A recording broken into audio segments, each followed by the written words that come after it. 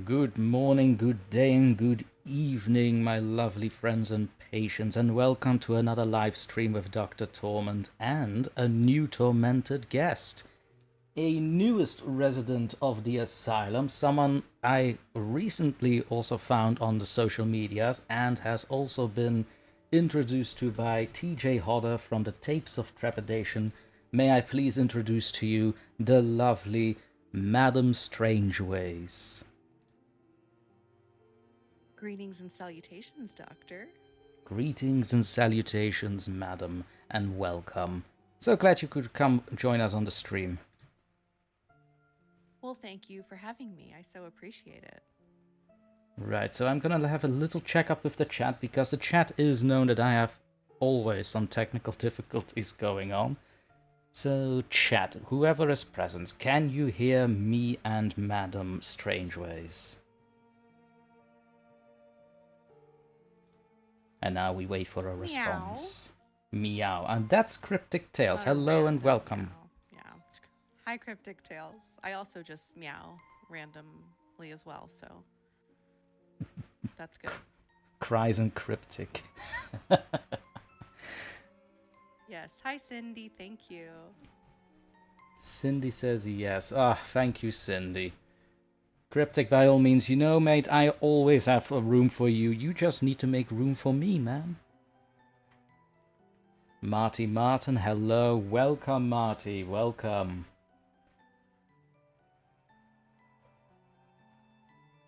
Little sip. So, Madam Strangeways.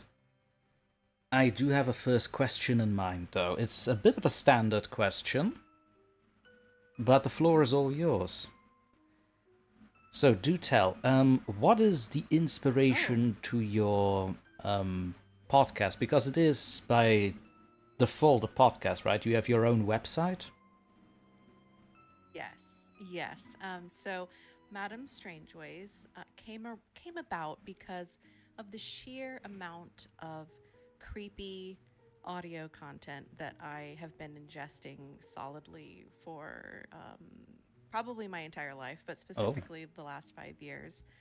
I just listen to so many. I specifically love real ghost stories. Although the podcast Real Life Ghost Stories is also one of my favorites. If y'all listen to that one, that's Emma. I feel like her name is Emma. She's Irish. She does an amazing podcast. But I love real life ghost stories, and I'll tell you why, Doctor. Since you asked, By all I means. have been kind of chasing the like spooky dragon, trying to recreate the terror and dread that I used to feel when I was younger and I would listen to these stories. Um, and I think I've listened to too many because I've built up a tolerance to real ghost stories. So I'm kind of always trying to recreate that. And so then I thought, you know what? I can't be the only one that's also having this issue. But as a secondary, as a second bullet point there, I've struggled with anxiety throughout my whole life, and I did not Yes. always know that that's what I was struggling with. I don't know if you have any issues with anxiety either, Doctor. I actually do at some times. I actually do, like with especially when I need to meet people in groups. I'm not really a people person. I can, I am. If you want to introduce me to people, do it one by one. But if you thrust me into a group, I just the room starts spinning, as it were.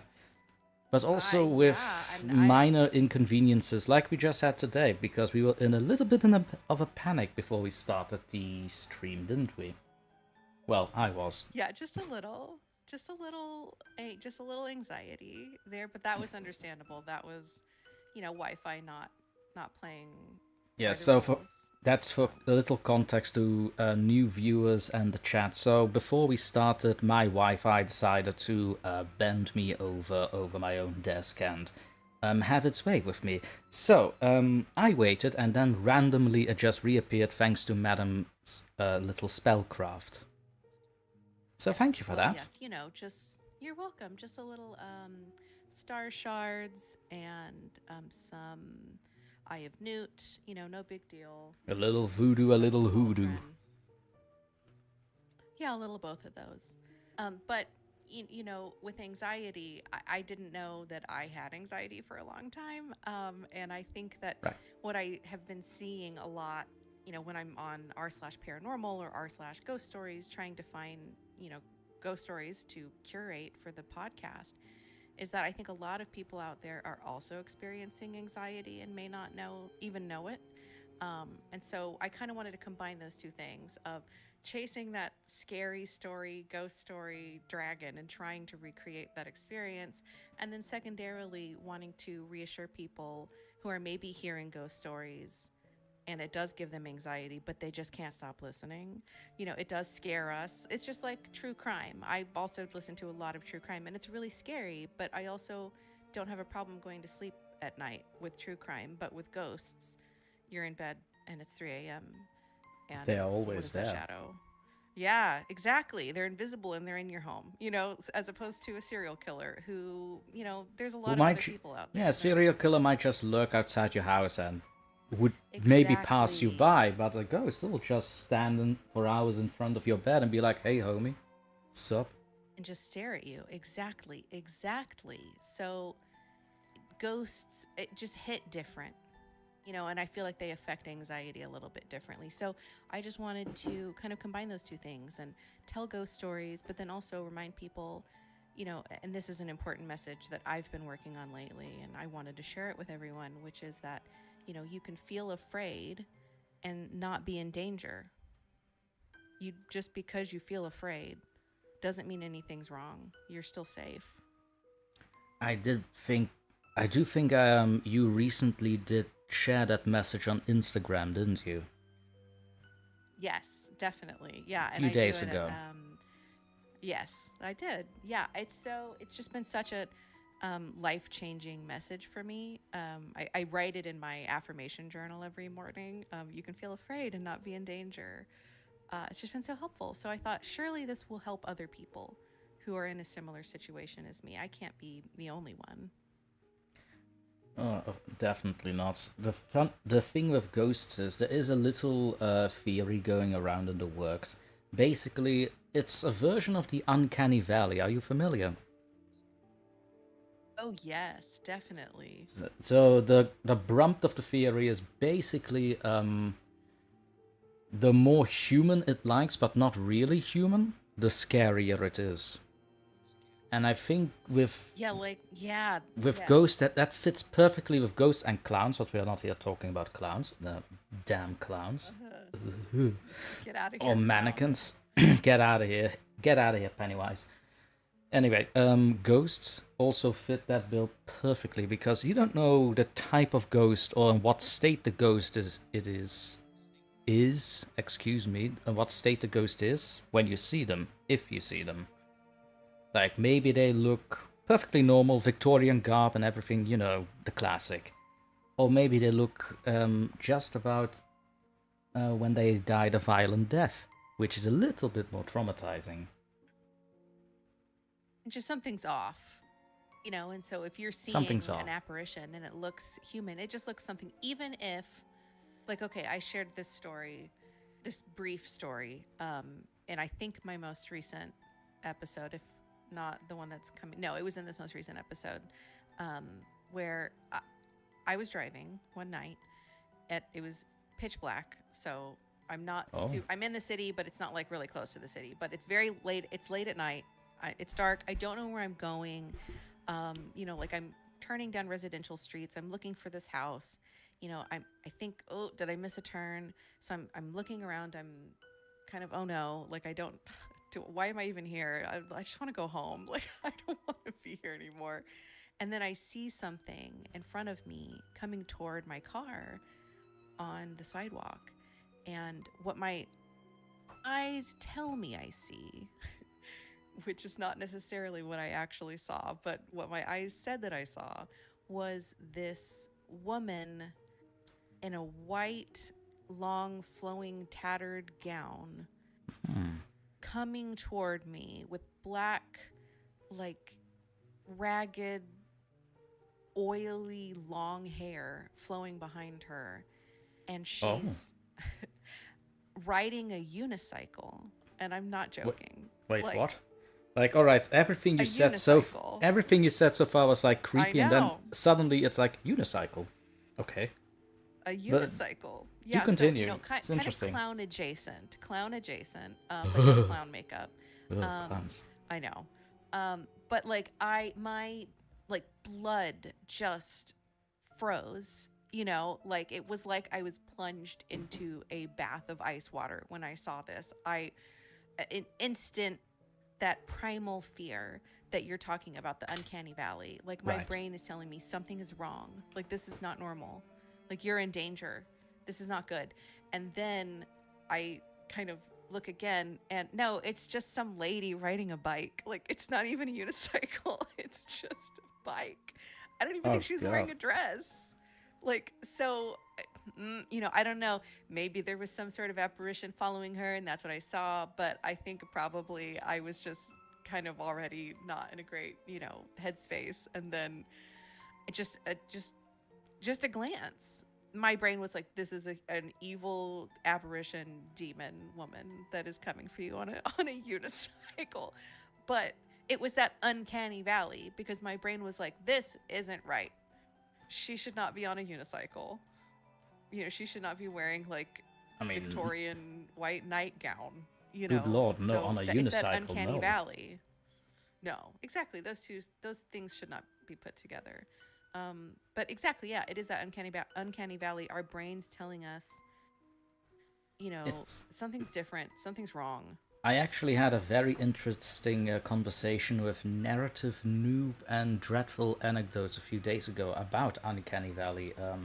It was right after the Wednesday stream crashed a second time. Yay, memories. And I started a voice chat called Stream Crash Sadness, or something along those lines. And we were basically watching indie horror movies on Discord all together. A few other people joined in. We actually made it a fun.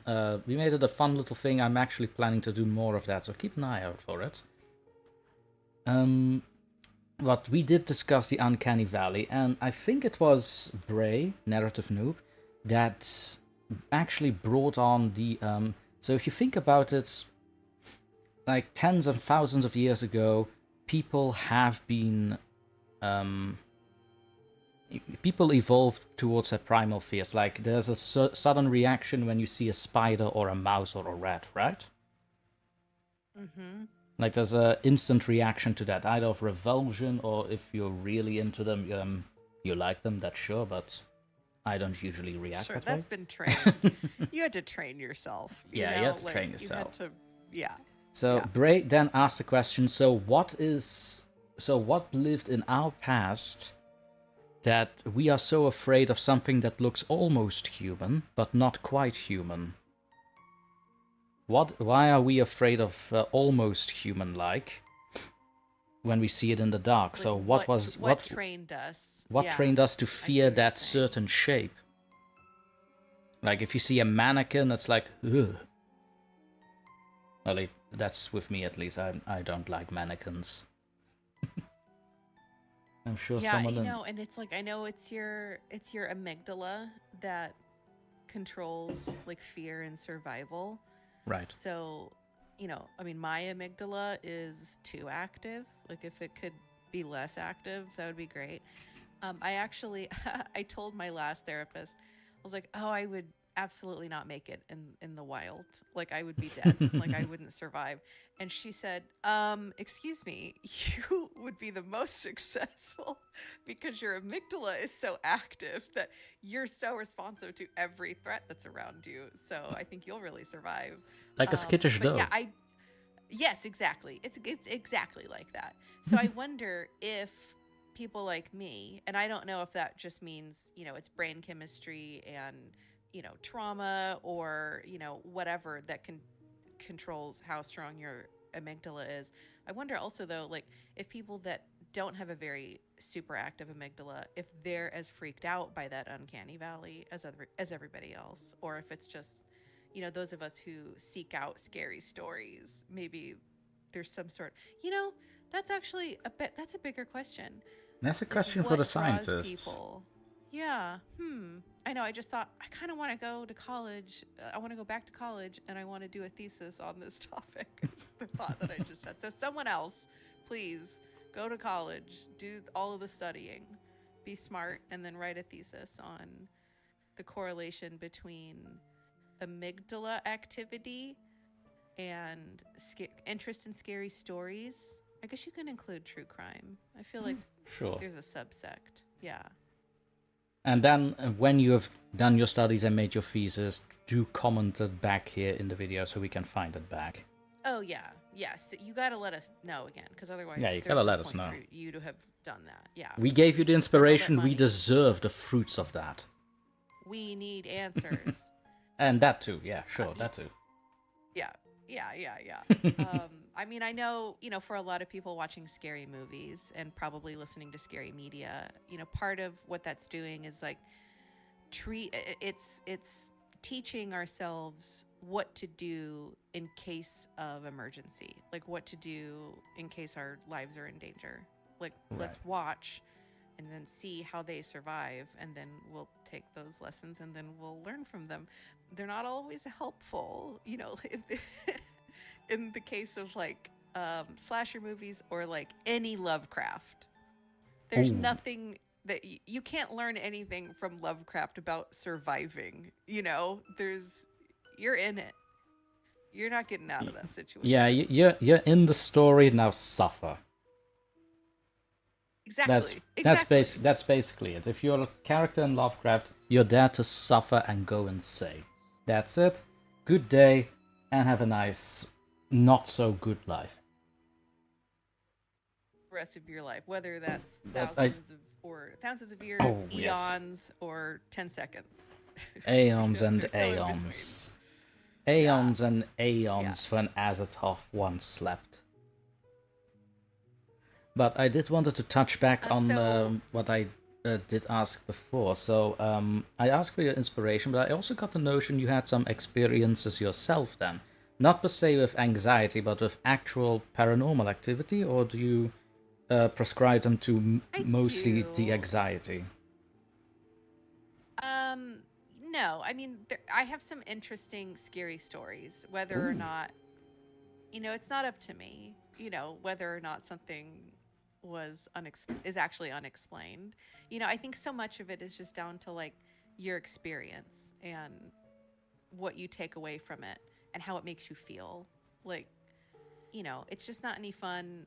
It's not any fun just hearing every single ghost story and it's just 100% debunked. Like, you can look, if you go on Reddit right now, rattling in paranormal, like rattling in the walls, like nah, that's pipes, man. Jesus. Mostly, at least. It's just not as fun, So I do have a few. I actually I took some notes for today, and so I thought, okay, these are what stories do I want to tell? Ooh, we definitely want to hear the notes later on. Don't worry about that. I'll hold you to that. I'm just gonna have a. First of all, Cindy. I was about to say, was a little look into the chat. Yes. Sorry. Cindy is living a Lovecraft story. Really? I'm sorry to hear that, Cindy. You're living in a Lovecraft story. Which one? The suffering, because of the suffering. Cindy means. Yeah, basically, yeah. It might be that. We all? At some point, we all are.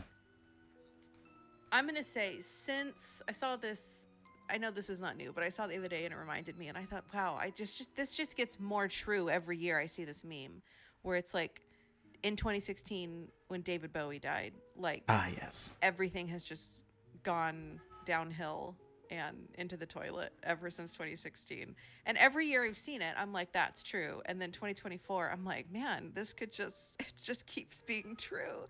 Nothing has been the same since David Bowie. So I think since David Bowie's death, all of us have been living in a Lovecraft story. He was the final gatekeeper to keep the existential dread and darkness at bay. I feel like that's on track for him. I feel like that's on brand. Isn't on brand because he was the Goblin King. He was. I do remember. I'm trying to remember what I learned from him on a podcast I listened to. He drank a lot of milk and a lot of like chili peppers, and that's like all he ate exclusively for a while. So Wait, what? I don't know. I don't feel like. Yeah. That actually weird explains guy. That's actually explains a lot about his weight. Like Yeah, I don't he know if never it was was. really he never really had a lot of meat on his bones, right? No, and I don't know that. I think that was probably drugs, but I Yeah, think yeah, I yeah. think yeah. I don't think you drink though like so much milk and so much chili like exclusively. Like that's it, unless you're doing some kind of like Something, witchy a little something, demon. something. Yeah, something occultish or just strange is happening there.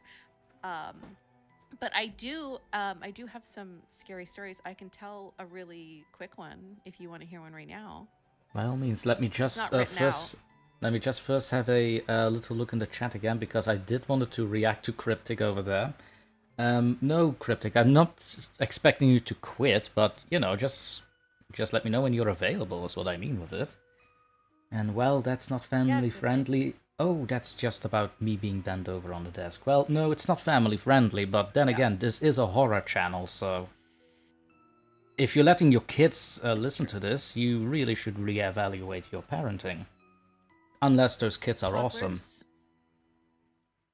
If you're listening, just don't tell anyone that you heard anything. Just don't tell anyone. And kids, if you listen to us, don't tell your parents. Yes. We know where you live. Cryptic replying to me 10 minutes later is crazy. Well, better late than never, right? I mean, it would be outright impolite if I didn't react to it.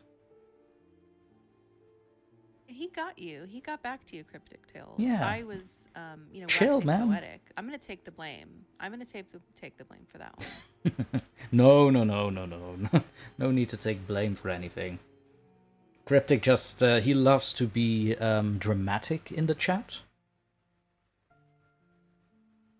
More than a few times he did so. More like Cryptic Tales, more like dramatic tales. More like drama tales. More like drama tales eating Dominoes right now. This is so exciting. Actually, enjoy, Cryptic, enjoy. Enjoy the Dominoes. Do not have a real pizza from an actual Italian. Enjoy that one. How to compliment someone but not compliment with DrTorment. I give weekly lessons. Oh, good. Well, this week's is really fun so far. Roasting me. Cryptic says roasting me is crazy. Well, I'm not roasting you. It's not like I'm holding you over a Spitfire, Cryptic. Jesus. You and your drama. I'm roasting you, though, Cryptic. I am roasting you. That's different. I'm not paying 15 quid for an authentic pizza, he says. Well, that's cheap. You have... that's actually rather cheap. You should come to Belgium, friend. How much is a authentic Italian pizza in Belgium? Like from a real Italian? Well, he's using He's using pounds over there. About. He's using pounds over there. So euros. There we go. So yeah, so 15 euros. That's actually quite okay. You will have a medium pizza for that one. That's not bad. That's actually not bad. Wait, hold on. Pause. What do y'all do in Belgium? Or in Belgium, do y'all do any weird toppings? Like pizza toppings? Or maybe you think it's not weird, and it is weird to me. I would say putting the fries on it, but that's something Turkish immigrants started doing just to get in better rapport with us. I'm not sure why. Yeah, I'm not sure why they did it though, because I don't eat it. The fries are dry as heck. I tried it once. They are dry as heck after you bake them and put them in the oven with cheese. Huh. So, okay, wait. So you said Turkish immigrants started doing that. Turkish immigrants in Belgium started putting. So did they open pizza places, and then at those pizza places they started Well, putting fries on pizzas? they opened kebab places like Turkish cuisine places, stuff like that. But Okay, and then they they also sell do pizza. pizza. They sell pizza there too. They call it authentic Italian, but you know it's only authentic Italian if it's baked in a stone oven by an Italian Sure. without the Yeah, I fries mean, and like pineapple on it. probably none of that, and also it probably helps if you're like in Italy. I've Yeah, actually that too. heard. I don't know, so don't come for me, but I have heard from people I that have gone to Italy that Italian pizza is just not as good as like New York style pizza, um, and I believe it. I believe it. see. Yeah. I never agreed not to come after you, but right now I'm considering options. Oh, so are you Let's an let authentic? So? I'm half Italian. Oh, okay. You chose So a good north or timing to south? tell me this. South. Oh, okay. So south is. Hold on. I'm not. Listen, I'm American, so the fact that I even Oh asked you north or dear. south, I feel like is already That's pretty good, actually right? yeah, that So, actually is that is scoring points. I'm not gonna lie, that is scoring points. okay, okay. So south is the opposite of Naples, right? Like, because they do the the really soft bread on the pizza, right? Like it's super soft and thick, and then the further south you get, it's not like that. Is that how y'all do your pizza? I mean, basically, it's like that. Yeah, it's a very simplified version, but yeah, that's quite on the nose there. Like I mean, there are little well, nuances and spices and stuff like that. But you know, if I'm going to start about tech, we'll be here until yesterday. So okay, but I think overall the takeaway is the further south you are, like the hotter it is, you don't need as much like hearty food. Like in terms of like if you're further right, north, you're gonna want more carbs, more. Okay, okay, that's okay. basically it. Yeah, All because right. the South also has a very rich sea cuisine. Like the Because Amalfi Coast. like yeah, because we have the coastlines and everything. The north has Okay. mountains. Good luck with your sheep. With the Alps, your sheep Yes. in the Alps. Okay, so Cindy has gotten Subway. Cindy, um, what doctor? What is your opinion on traditional Subway? Where does that originate? Well, here's the thing. I never had Subway, and I do not think there is Subway here in Western Europe. I could be corrected though, because I don't actively go and search for these places. That's probably best. But at the same time, if we have at the same time, if we have Starbucks at train stations, I'm pretty sure some major cities could have Subway. But it sounds like a very, very New York thing to have. Oh, so like To me, here, again, I'm not an uh, expert. yeah, yeah. Well, that's fair. It being not being near you. Um, Oh, we have a new. until you're Oh, I'm. hungry Hold on. and I'm so somewhere sorry. close. I'm so sorry. We do have a new. We have a new someone in the chat called Salem. Hello, Salem, and welcome to the stream. So sorry we glanced over there.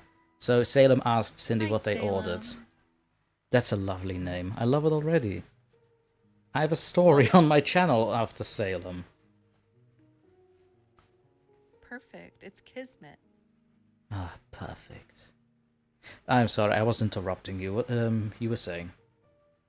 No, I don't think I was saying anything of worth about Subway, about the about the sandwich chain Subway. Yeah, true. I mean, there's nothing to be said. Cryptic Tales. We have the best food on planet Earth. Alright, already challenging my heritage. There we go. See what I mean with that? He is drama tales. I Subway do is here, see. but expensive. Ah, so they do branch out of New York. Good to know. Again, Interesting. I'm definitely not an expert. When I hear Subway, I think of New York railways and stuff. Metro. I call it a Oh, I metro. was going The to say, tube. like, you think so, right. So that's what you associate. That's funny. Um, That's a it's good point basically the because name. It's basically the name, right? it is. It is the name. No, you're right. It is the name. But just having grown up with a Subway restaurant, like, and most cities, I would say most cities in the US don't have a Subway. So the first thing I associate Subway with is the sandwich chain. So Yeah, see, that's here's the thing. I do know the sandwich chain, but at the same time, I also watched South Park. Hold And on a second. that was my I just heard a introduction. cat. That might actually be. Which one is it? Is the Kitty Chaos commencing, girls? The kitty chaos. I'm so excited. Yeah, I told you, it will happen at some point. It almost guarantee it will happen. It's my own little demons that like to say hello. Well, Nah, hello, Kitty Chaos Brigade. she is gone.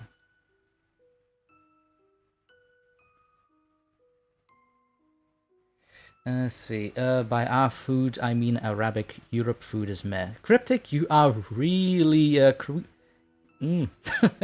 Cryptic, no. We are being friendly, okay?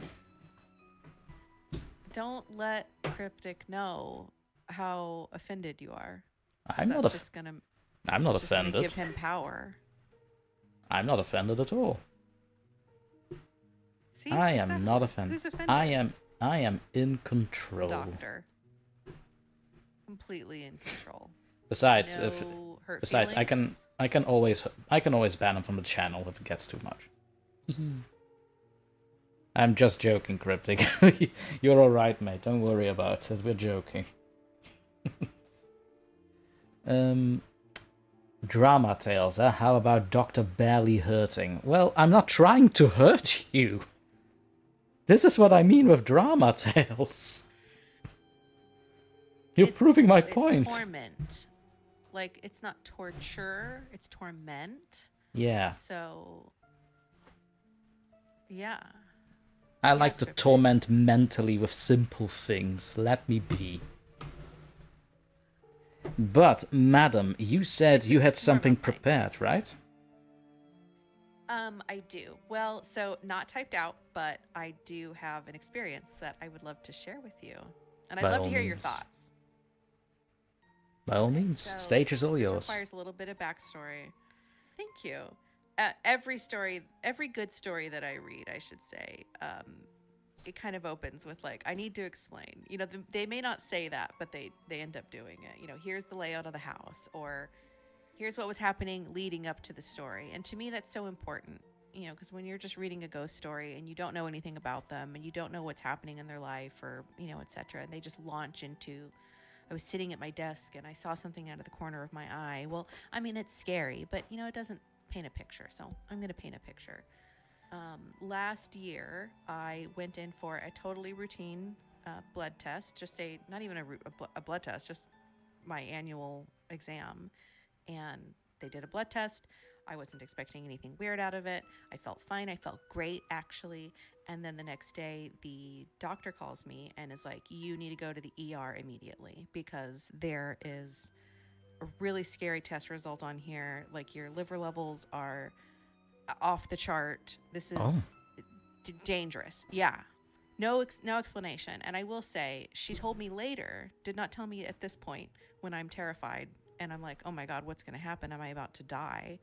She then tells me later that she just really needed to get me in to get I think a CT scan or some kind of scan that they couldn't get me into quick enough at the hospital with a normal appointment. So that's why she wanted me to go to the ER, was to get that scan really quickly so that she could determine what to do next. She did not think I was about to keel over dead. But I didn't know that at the time. So, it was really dangerously high. It was scary high, and we still don't really know what was wrong, but it was very, very stressful. So I go to the ER. I'm there. I've got a friend that comes up there with me, my very close friend. Actually, two close friends visited me while I was up there just for 12 hours and just kind of hung out with me. And I'm sitting there, I'm stressing, it takes forever. If you've been to the ER, you are there for so long. And at least in America, you're in there for so long. and you're just waiting, and it's a triage situation. So of course there's other people that need to go ahead of me, but I don't know why I'm there. I don't know, is something going wrong with my liver? I'm telling you all this to just paint what a stressful picture that day was. Um, they go and they do some kind of tests, and then finally at like 11 p.m. they come into my little ER room that I've been let into, and they're basically like, shrug emoji. Don't really know what was wrong, but you're fine. Go home, and then you need to have a follow up with such and such, such and such. Okay, well, great. I'm really glad that I came. That was a really good use of my time. So I go home. I have a little bit of something to eat, and then I go to bed, and I am shocked that I fall asleep as quickly as I do, even though I'm exhausted, and it was a mentally tiring day. I thought I was going to be up all night, stressing and just being anxious and thoughts ruminating, you know how it is. Right. So I fall asleep, and I'm dreaming, fully dreaming. I will say I know that we don't always know when we're dreaming. I think what you'll read in a lot of ghost stories is someone saying, I know for sure I was not asleep, but I was in bed and the lights were out. Well, you might have been pretty asleep. sleepy. Yeah. Yeah, it's pretty close to being asleep. So you might have been asleep. Or, how many times have you been in bed and you have closed your eyes, and when you opened them a second later, it's now 2 hours later because you fell asleep and you didn't realize, Like it just flashed by, you mean? Yes, exactly. So because it's so quick, it's you don't realize you fall asleep, and then you've been asleep for 2 hours. You think you've just closed your eyes for a second, just especially like if you forget to hit snooze on your alarm and you turn your alarm off, and then you think, oh, just 5 more minutes, and then now it's been 30 minutes, and you didn't realize, how far or how quick time moves. So I'm saying that because I know I was fully asleep. Like I feel like I was 100% asleep. But the dream, I was in my room, not like, how dreams are. You normally, if you're telling someone a dream, you go, well, I was in my room, but like it was also kind of like my kindergarten like play area, and then also it was like my Aunt Cindy's like living room, but it was also my room, but it like wasn't my room. Like that's typically what rooms are like in my dreams. That's not what this room was. This was my bedroom. Like completely 100%. I was just in my bedroom in the dream. It was a real dream. I don't know. Doctor, when you have dreams, are they weird amalgamations of places, or do you just have normal place dreams? Here's the thing. Mostly I do not remember my dreams most of the time. So it can actually be a little bit sporadic. So sometimes I'm in my old childhood home. Actually, most of the time it happens in my childhood home. Come think of it, I never really talked about my dreams to anyone. Now that I ponder on it. So yeah, mostly my childhood home, and weird shenanigans happen. Like I'm chased by the T-Rex from Jurassic Park, or I turn into a werewolf. Stuff like that, and I have no explanation as to why. So just exactly, it's crazy, weird, but like I love how you're in your childhood home. So like it's not even exactly like where you're living now. It's somewhere that existed. Yes. In this case, this was just my current bedroom, and the lights were off, and I was laying in my bed, exactly where I always lay. Everything was normal, and I'm in my room. I'm asleep in my bed, but in my dream, I am awake in my bed, and I don't know that I'm dreaming, of course, as most of the time is how it is with dreams. And I feel my whole entire body from the top of my scalp to the very tips of my toes. My entire body is buzzing, like electric buzzing, like vibrating, like not painful, but also not comfortable. You know, not quite like how when your leg falls asleep or something. Not like that. Not that kind of. I can actually describe that. It's like how to say it? You know those electric fly swatters? Yes. It's basically like do. you're trying to hold on to that while they're on. Yeah, which I've never done, but I imagine that it probably does. It does feel like that. Actually, I now was that a you I say was a that, when I I was was a a weird kid, by the way, just so you know, so I do know. okay, that's so strange. Really, I would have never guessed that you were a weird kid. Yeah, who knows? That would have never occurred to Who'd have me. thought? The Doctor Torment. I thought you were just a totally normal kid with a totally normal Who'd have childhood. funked? Doctor Torment. Yeah, so strange. But it's funny now that you say that. When I was a kid, I had this lamp. It was a clown lamp, so you would have really loved it. Absolutely not. That thing would have been burnt the first minute I saw it, but by all means, continue. Well, I didn't like it either, but specifically because one day my mom was changing the light bulb, but she left the lamp switched on, and she was like, "Don't put your finger in there." And I'd never thought about doing that until she said, "Don't put my finger in there." And I thought, well, why? And so I did, and it was really painful. And actually, now that you're saying that, I feel like that's what it felt like, my whole body. But again, not super painful, just discomfort. Like it was uncomfortable, but buzzing. Like, I mean, I just, every cell in my body is vibrating. And as I'm laying there and that's happening, I am aware in the way that happens with dreams. I am aware that this is the situation.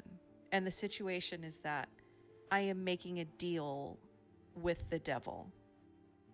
So I don't know if it's Satan, I don't know if it's some other sort of demon, but I'm making a deal with some sort of demonic creature in this dream. And as my body is buzzing, like I lift my hand up in the dream, and with my index finger, I sign my name in the air, and my signature like lights up neon in the air. Like just totally visible right there for me as I'm signing my deal with this devil. And I thought to myself, well, I guess let me tell you what I didn't think. What I didn't think to myself is, this is a bad idea.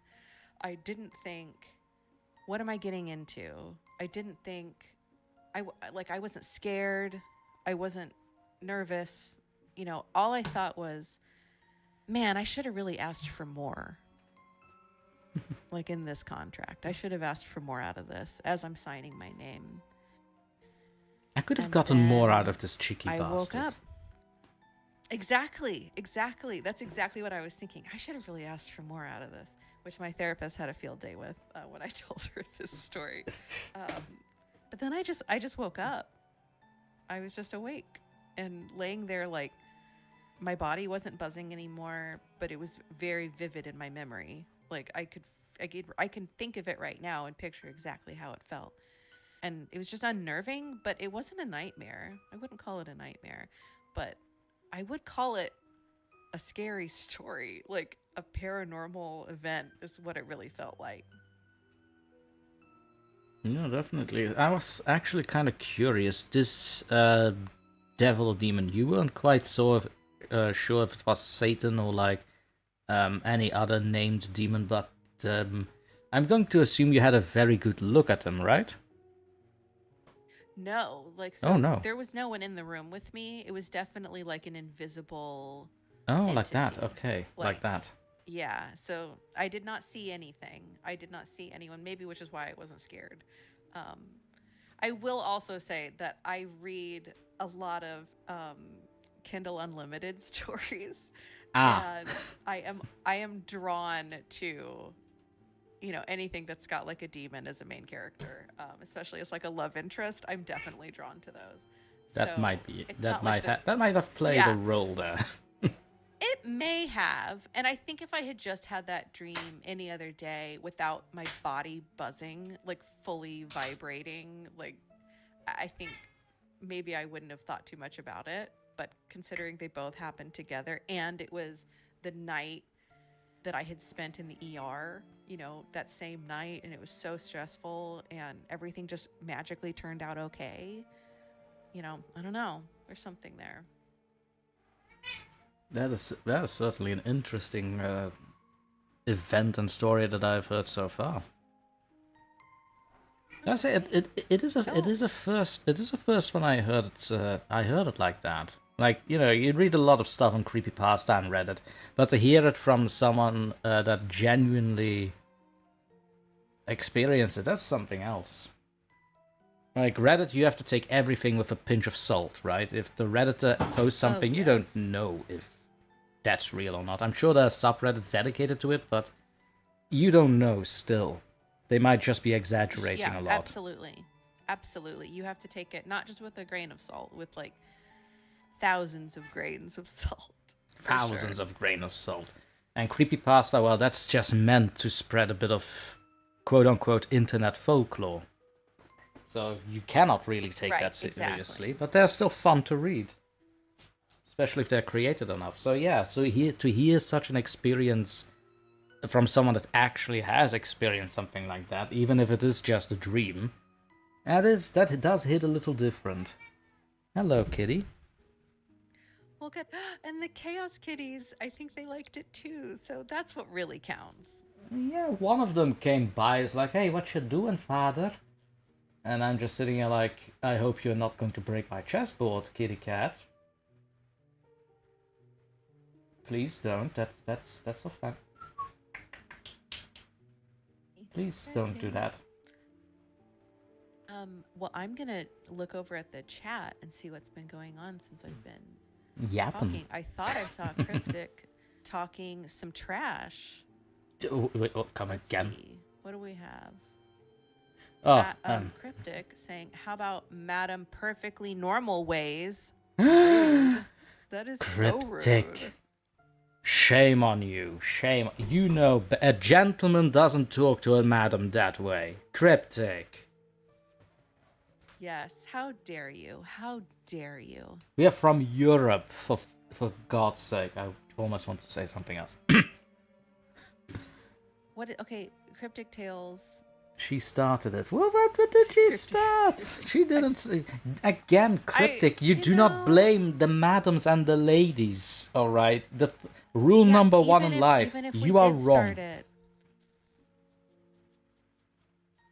Cryptic Tales, no, I'm pretty sure you're from Europe too. I'm sorry, yes. I see, wait, hold on a second. Salem, where's Salem? Oh, clowns can be very creepy, absolutely, agreed, they can. Eldrick the Elder. Hello, greetings, Eldrick the Elder. Yes, Eldrick. Eldrick is well, he is one of my personal friends. He sometimes comes by and say hello. He was a little bit on thin ice just about last month, 2 months ago. Eldrick, if you're still here, do correct me if I'm wrong. Basically, he was not talking well about other narrators, and I do not like slander on my comment section, so. But we got along fine after that. Lots of thin ice here, so that's interesting. Oh no, that's Cindy, just okay, that's sorry, just Cryptic playing. Waiting. Cindy, that happened this morning. How you woke up at 6, thanks cats, and then turned over and it was 8. Exactly. So Cindy knows what I'm talking about when I say, when you hear people telling ghost stories and they say, I was definitely awake and I saw something. Well, you were probably asleep. And just like me, but it can still be scary. It can still be super scary, even if you Absolutely. were asleep. So Cindy, absolutely. I'm sorry that your cats woke you up at 6, but I am glad that you got to go back to sleep until 8. And we are also sorry for being a little late on the reply. Cryptic does now a Middle East. Wait, hold on. I thought I might have gotten my geography then all mixed up. I'm sorry, Cryptic, if I made assumptions there. That is my B. I will admit fault where it is. For some reason, I always thought Cryptic was in Eastern Europe. For some reason, living in Europe. Cryptic. Please, for the love of me, don't scare me like that. You know how dangerous it is on the internet to make assumptions? He says don't worry. Yeah, that's true. I do not worry. I am completely zen and Doctor, can. I also want to know if you have any scary stories of anything that's happened to you. To me? Oh, Yeah, directly to you. well, there are some things, but not paranormal. Definitely not paranormal. Like, nothing in the sense of ghosts and demons. But come think of it, my mother does have... my mother did tell a few of them. She is what you might call... Okay, so sensitive. Oh, this is a good start. So this is your mother. You said you're part Italian. Are you part Belgian? Part Italian? Is that Yes. what the makeup yeah, is? it gets a little convoluted. So my father's side is very simple. They're all Italian from Calabria, right? The most southern part of Italy, Great. like literally the tip of the boot. Oh, that's a clock striking 10? Yes. My mother's side, however, while she'd say she is Belgian because her father is Belgian, then again her mother's side is like 6 nationalities. It is no joke. Every single grandparent in that line is another nationality, and I've forgotten most of them. International, but so it's your father is where the Italian comes in. So this story is from your mother. Yes. Okay, I just want to set the scene. I would say my mother is half Czech, half Belgian at best, with a hint of Austrian and Polish, but yeah, that's about everything I know about that part. So basically, it started right after her older brother died in a car accident, my uncle. This happened in 2002, and right after the funeral, we went back home. And that very evening, my mother started saying things like, "You should really not stare. You should really not stare at your uncle like that." And I just looked at her and say, "Come again. Don't stare at your don't. You shouldn't stare like that at your uncle. Like, Ma, I'm watching TV. What are you talking about? He's, we just came from the funeral." Oh my god! You had a very but he's right in front of you. You should not stare at him like that. Let me tell you, when you hear this from your mother at the day you came back from a funeral, you have two thoughts. You have 2 lines of thoughts. At one line, you're thinking like, "All right, she's gonna need some pills after this, I think." And at the other line of thought is basically like, "I'm not going to mess with this and just go upstairs."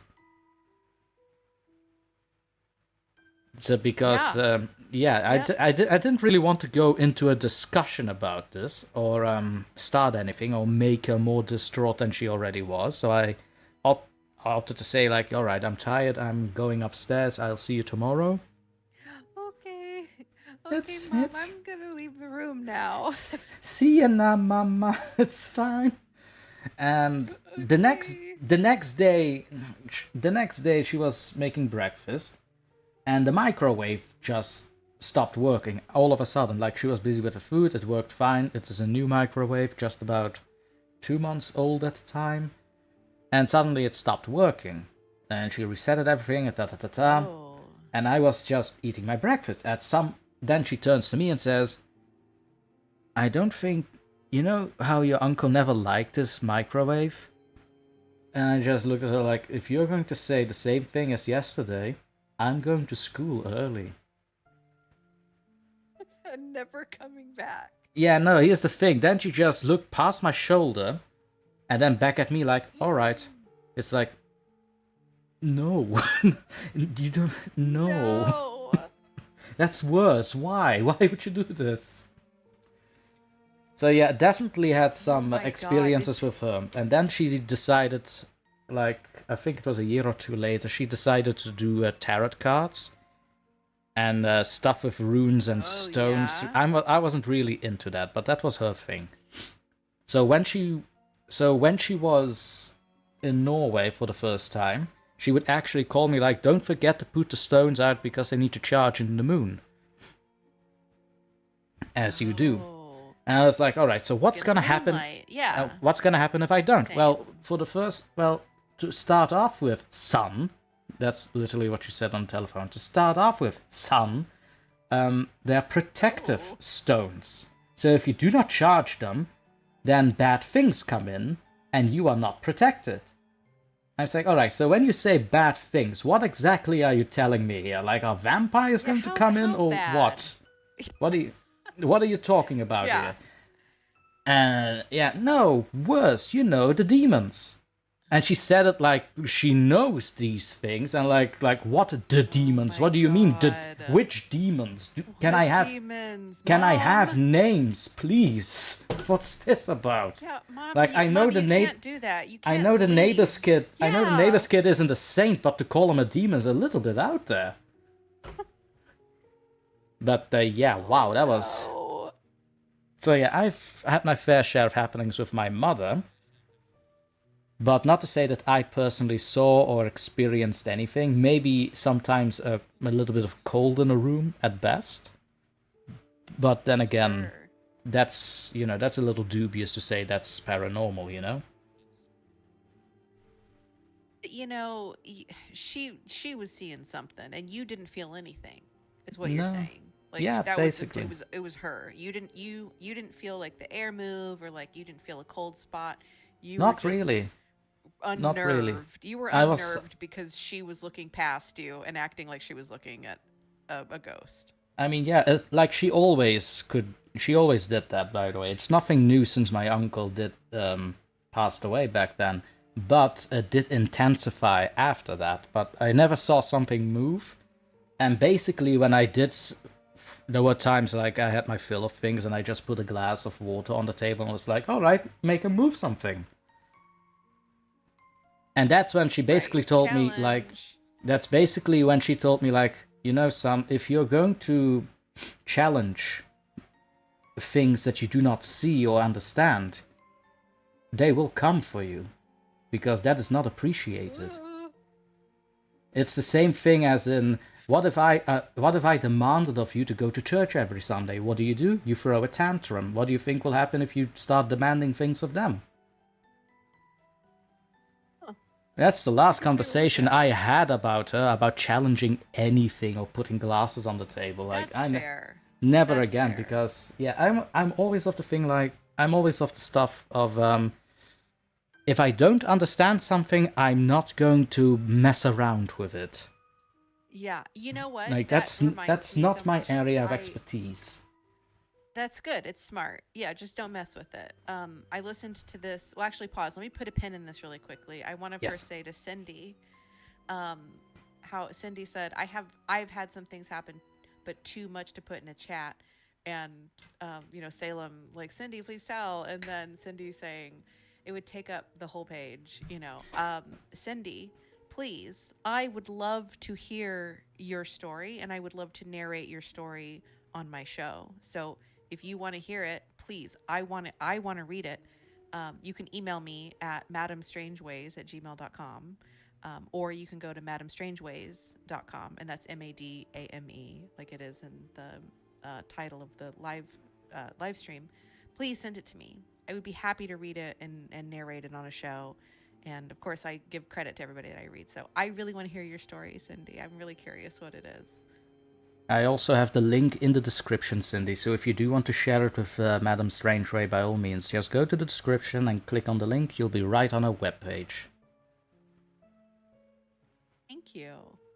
And Cryptic, Cryptic, by the way, guys, I'm Don't Cryptic, worry, much love. don't worry, Aw. Cryptic, we know you're Aw. joking, don't worry, we're just joking along. Thanks, Cryptic. Yeah, see, it's just the bit. It's our adherence to the bit. It's a little So, fun. Yeah, it's just gonna happen because that's how we roll. Indeed. So I'm picking that pin up where I left it. How Right. What you were just saying was, like, if you don't understand something, you don't want to mess with it. You don't want to challenge it. I fully agree. I listened to this fascinating podcast by BBC 4 called Witches. I think it's literally just called Witches. Or Witch. I know that one. I've heard of it. At least I've heard of it. It is so good. I really cannot recommend it enough to like anyone that's listening. It was so good. It talks about it goes into the history of witchcraft and witches, and it's there's so many things I could just fangirl about right now and tell you that were my takeaways. But this is the one that's relevant to what you were just saying about not wanting to mess with things you don't understand. They said it was this really intelligent person that was saying, and I don't remember what her name is. I think she was like a professor, but she was saying, ask someone, do you believe in magic? And say they say no. Right. Okay. Well, this is a challenge that I give you then. I want you to take a photo, a physical photo of someone that you care a lot about, someone that you care very strongly about. Take a photo of them, go into a dark room, and I want you to hold that photo of them. And I want you to, in your mind, and maybe out loud, wish bad things upon them. Oh. And try to curse them. That is and no one wants to do it. No one wants to do it. They go, nope, I'm not doing that. In case. And they'll say, no, I do not believe in this, but no, I'm not going to do that. Because what if something happens? Cards on the table, cards on the table. Religion-wise, I am atheist. I'm just gonna say that out there. But I'm not a debateist. If you're happy with what you have, that's fine with me, man. By all means, I'm not here to tell you what to think or do. That's a good way to say it. I'm also going to say that I'm in that camp where I'm an atheist, but not a debateist. That's right, really but good. you also have to stay open-minded. You still have to be open-minded still. Exactly. It does. Obviously, there are things in the world that's. Yes. Yeah. Yeah. Exactly. Yeah. I think we're saying the same thing. Yeah. Basically. Basically. I don't understand it. I'm not going to mess with it though. Even if I could tell you, I could stand here and say there is 0% chance that anything that I do with someone's photo is going to impact their life negatively or positively in any way. I'm still not going to do it. I'm still not going to put needles through their photo or, burn their photo or say that I want bad things to happen to them. Because if something bad happened, then I'm going to blame myself and I'm going to think, oh my God, that was me. I don't know how, but I did it. We did a baddie. It's gonna be like that. I don't remember which British show that was. It was a comedy show, and at some point they were basically dressed like World War II Germans. Mitchell and Webb. Yes, thank you. Are we the baddies? Are we the baddies? Yeah. As soon as you curse someone, and I love that sketch. After the curse is done, do you think we're the baddies because we cursed someone? I don't think they are. I mean, they were being rude. Yes, but to wish that their children died just because they didn't say thank you, don't you think it's a little bit too much? No, not really. Hats. There's skulls in our hats. But the baddies. I know. I think about that. I literally think about that quote at least once every 2 weeks. I really can't stress enough how much I think about that. It's the delivery. Right, it's the delivery. It's so good. But so funny. But with that said, I do believe it is time for us to do our first break of the stream. So I'm gonna put it right. I'm gonna put it in the stream chat as soon as I'm back on my webpage. There we are. That it is break time right now, and we'll be back in, shall we say, 5 to 6 minutes? Yes. Great. Sounds wonderful. Yeah, I kind of misspoke there. Wow. So, let's say around 5 minutes, we'll be back, ladies and gentlemen, with more of Madam Strangeways.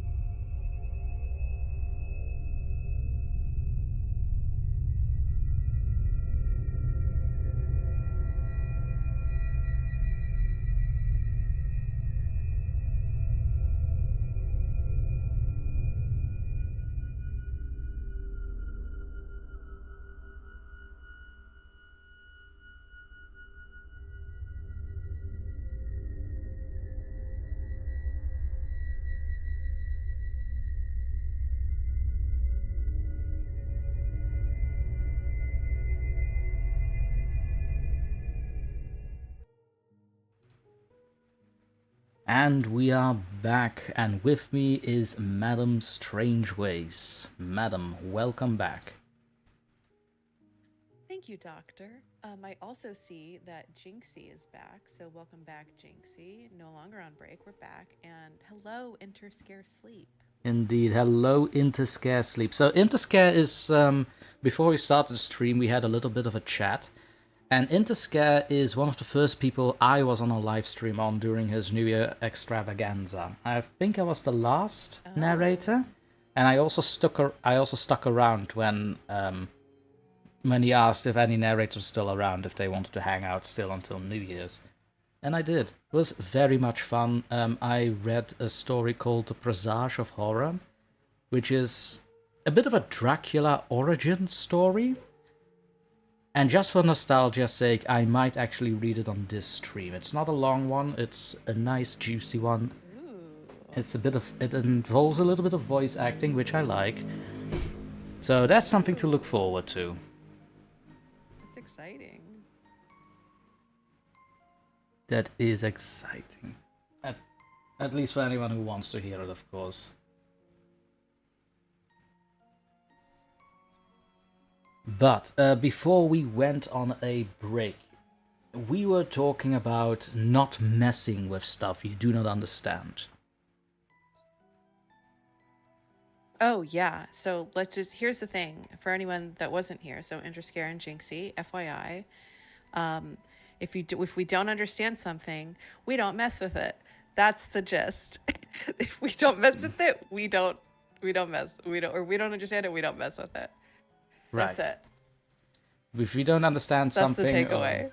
If it's too scary, if you see a ghost or you want to challenge a ghost, do not challenge the ghost. Do not challenge it, it will be angry, and invite some friends over. Don't want that.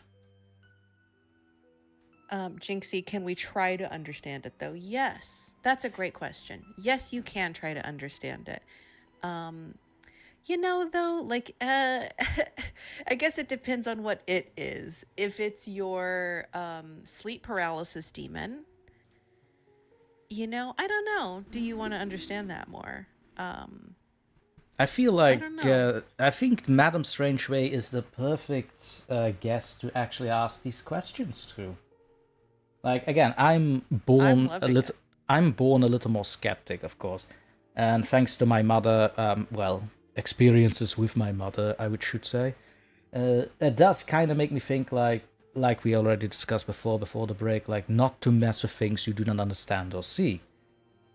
But if you try to understand it, like say with a little bit of research and lore and know what to do and what not, yeah, by all means, you could try and understand it, but that doesn't mean you should mess with it still. It actually reminds me, I am not. I'm about to make this preference and preface, and now I'm wanting to walk it back. I used to be, into the classic like Disney animated films, so, like especially Beauty and the Beast. Loved Beauty and the Beast. So good. Secondary, no, I'll mention that in a second. But the reason I'm mentioning this is in the scene with the pitchforks and the townsfolk are going after the beast, and the line that they say that when they're singing as kill the group, beast. They go, yeah, right. In that scene, they go, "We don't like what we don't understand. In fact, it scares us." And this monster is mysterious beast, and this monster is mysterious. At least, grab your guns, grab your knives, hide your children and your wives. But that's exactly it. It's that we don't like what we don't understand. In fact, it scares us, and this thing is mysterious at best. So kill the beast. That's the thing. It's not that I don't like it. Like, I'm someone, I love to learn new stuff, So by all means, if there was actually like an kind of an academic gateway to, say, the paranormal, if that ever existed and will exist, I definitely would pursue it just because it interests me a lot. But it doesn't mean in my free time I'll start reading, say, the Ars Goetia out of Jinx and Giggles, basically. That's right. Yeah, that's probably. But the funny thing is, I say that, but I do have the Lesser Key of Solomon in my bookcase as I speak. So Well, that's a it's the fun little thing. it's the lesser key, so that's It's a, probably safe. You know, it's if it's you the lesser maybe don't do key. It's the the greater lesser key, key, but probably don't do that one. it's Yeah. the lesser key, but it's still some of the most powerful demons in existence, as proclaimed. I'm not saying that I'm an expert, but still. Speaking of some of the most powerful demons, Tapes of Trepidation is in the chat. Hello, TJ. What's up, Tapes? I like Tapes. Hi, Tapes.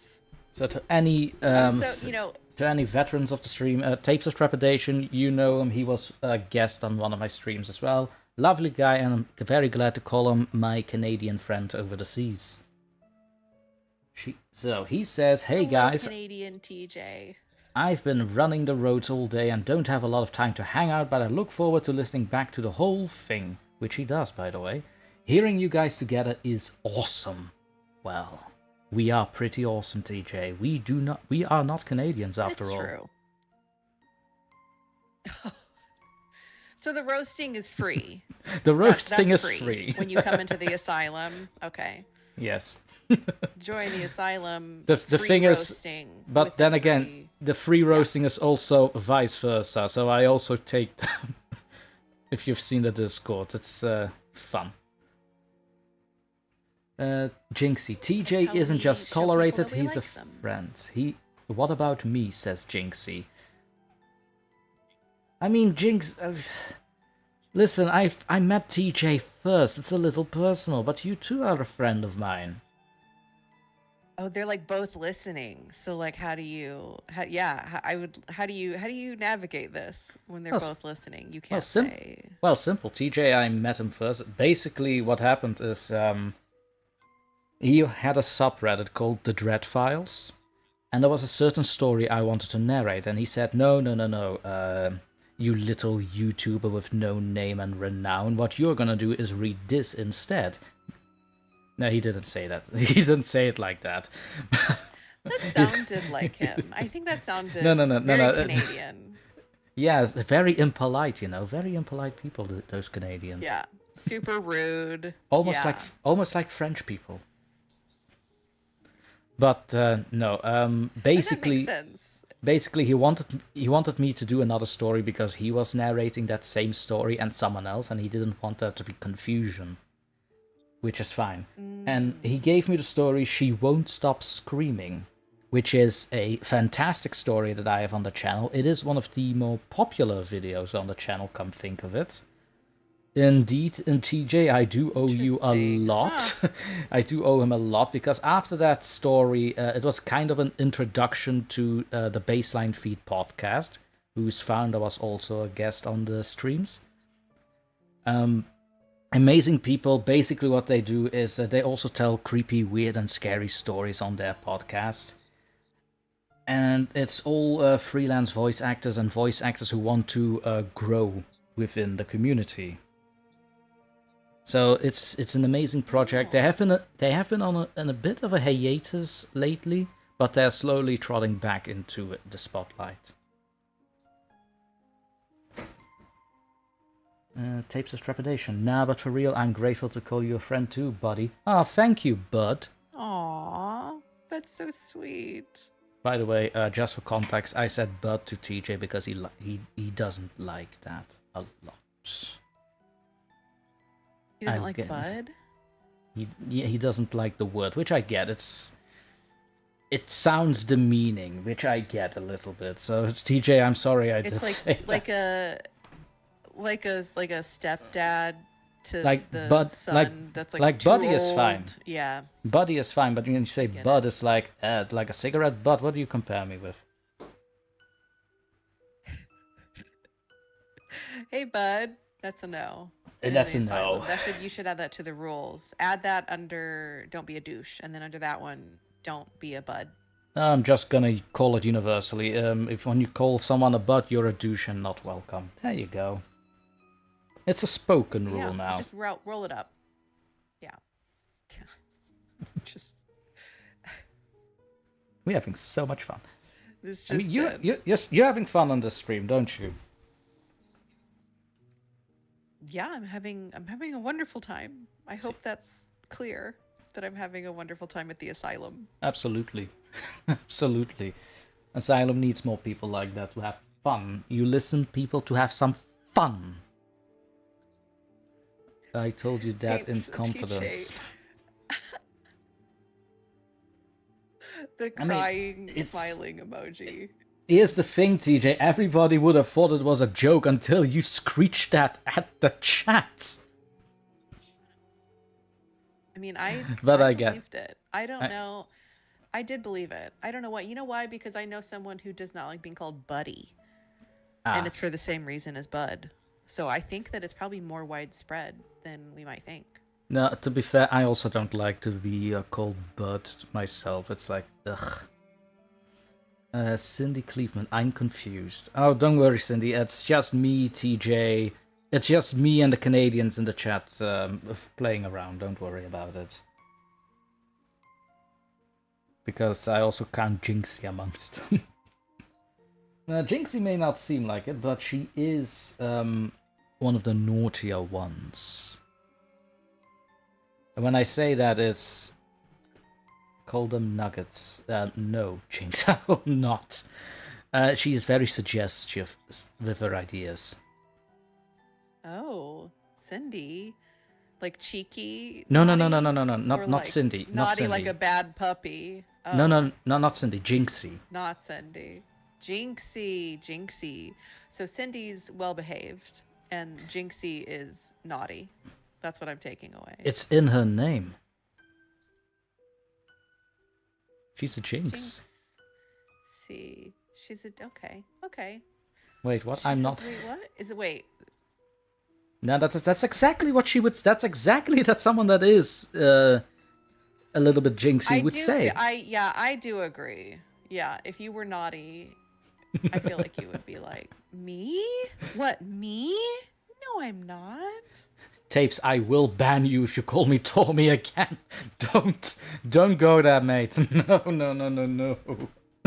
Is it Dr. Thomas Torment? Oh God, no. Is that your name? No. Also, more context to the Tormy nickname. So I was on the stream with Lady Spokaria a while back, and she started calling me Tormy in the in some private conversations we had on Instagram.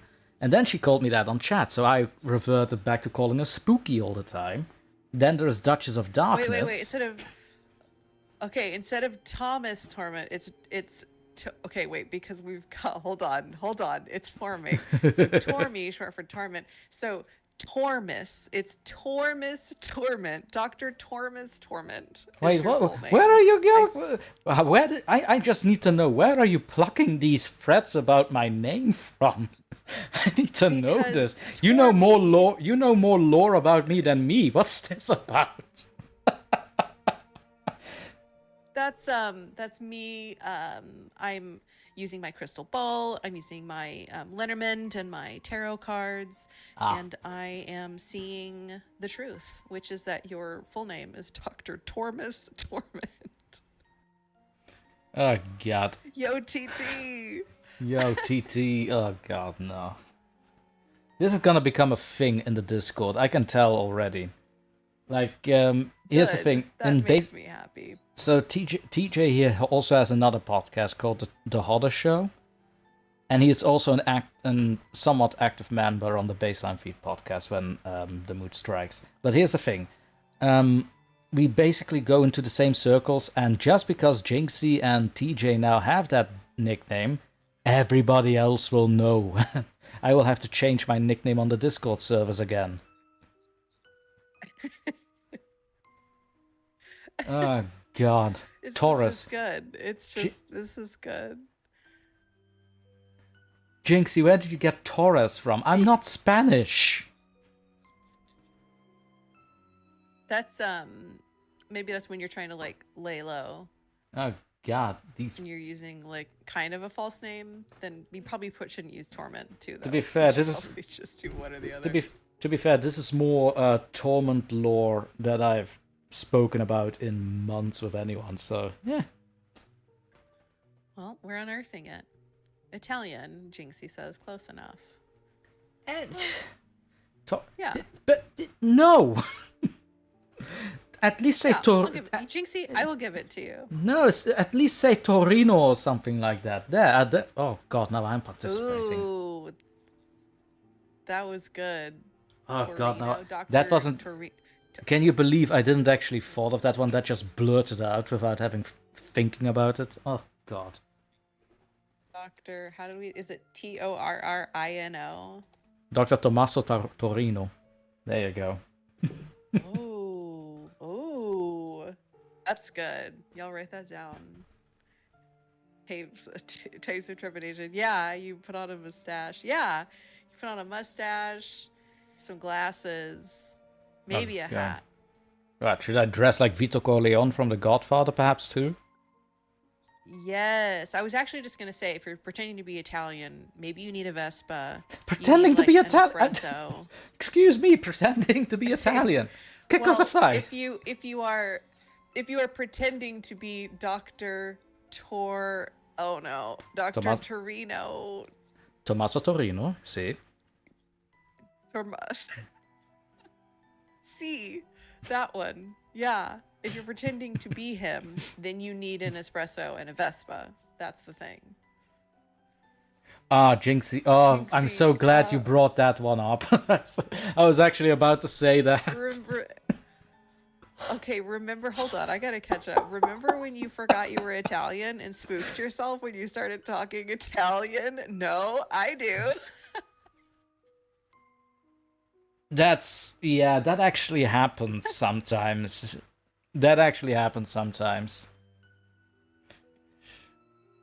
Strange. Look at that. Tapes of Trepidation has a question for you. TJ is asking, Strangeways, a question. I'm an audio nerd, so I need to ask, what microphone do you use and what's your recording setup? That is true. He is a bit of an audio nerd. Oh my gosh. Okay, well, I'm so sad that you're having to leave shortly, but I'm leaning back from it so that I can read it. It's the Audio-Technica AT2020 USB, which I know a lot of people on Reddit are like, you shouldn't use the USB, but I do because I'm a beginner, and so that's what I'm using. And then I'm not even using it right now, but I have this condenser filter that you put around the microphone that has a pop shield, but I'm not even using it right now. I probably should have put that on before this. And then I was telling the good doctor prior to this, I did go into for this specific stream, I went into Discord and changed a bunch of the audio settings and also messed with the gain through my Windows.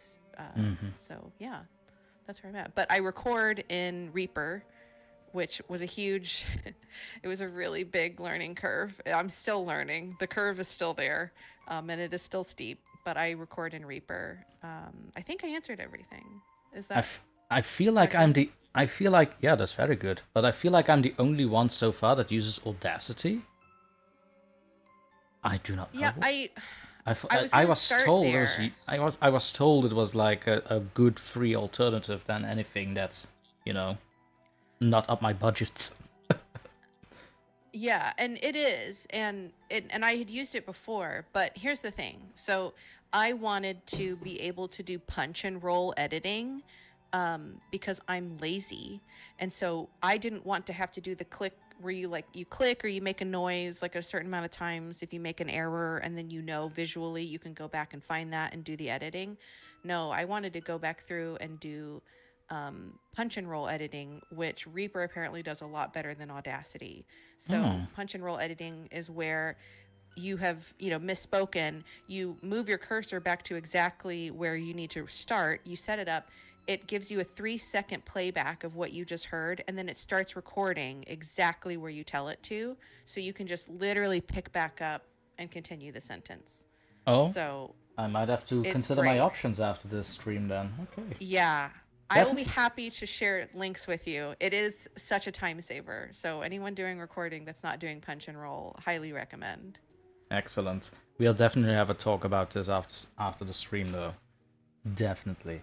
In the meantime, Cryptic Tales is back. Hello and welcome back, buddy. How you And he's doing? talking about baguettes and croissants.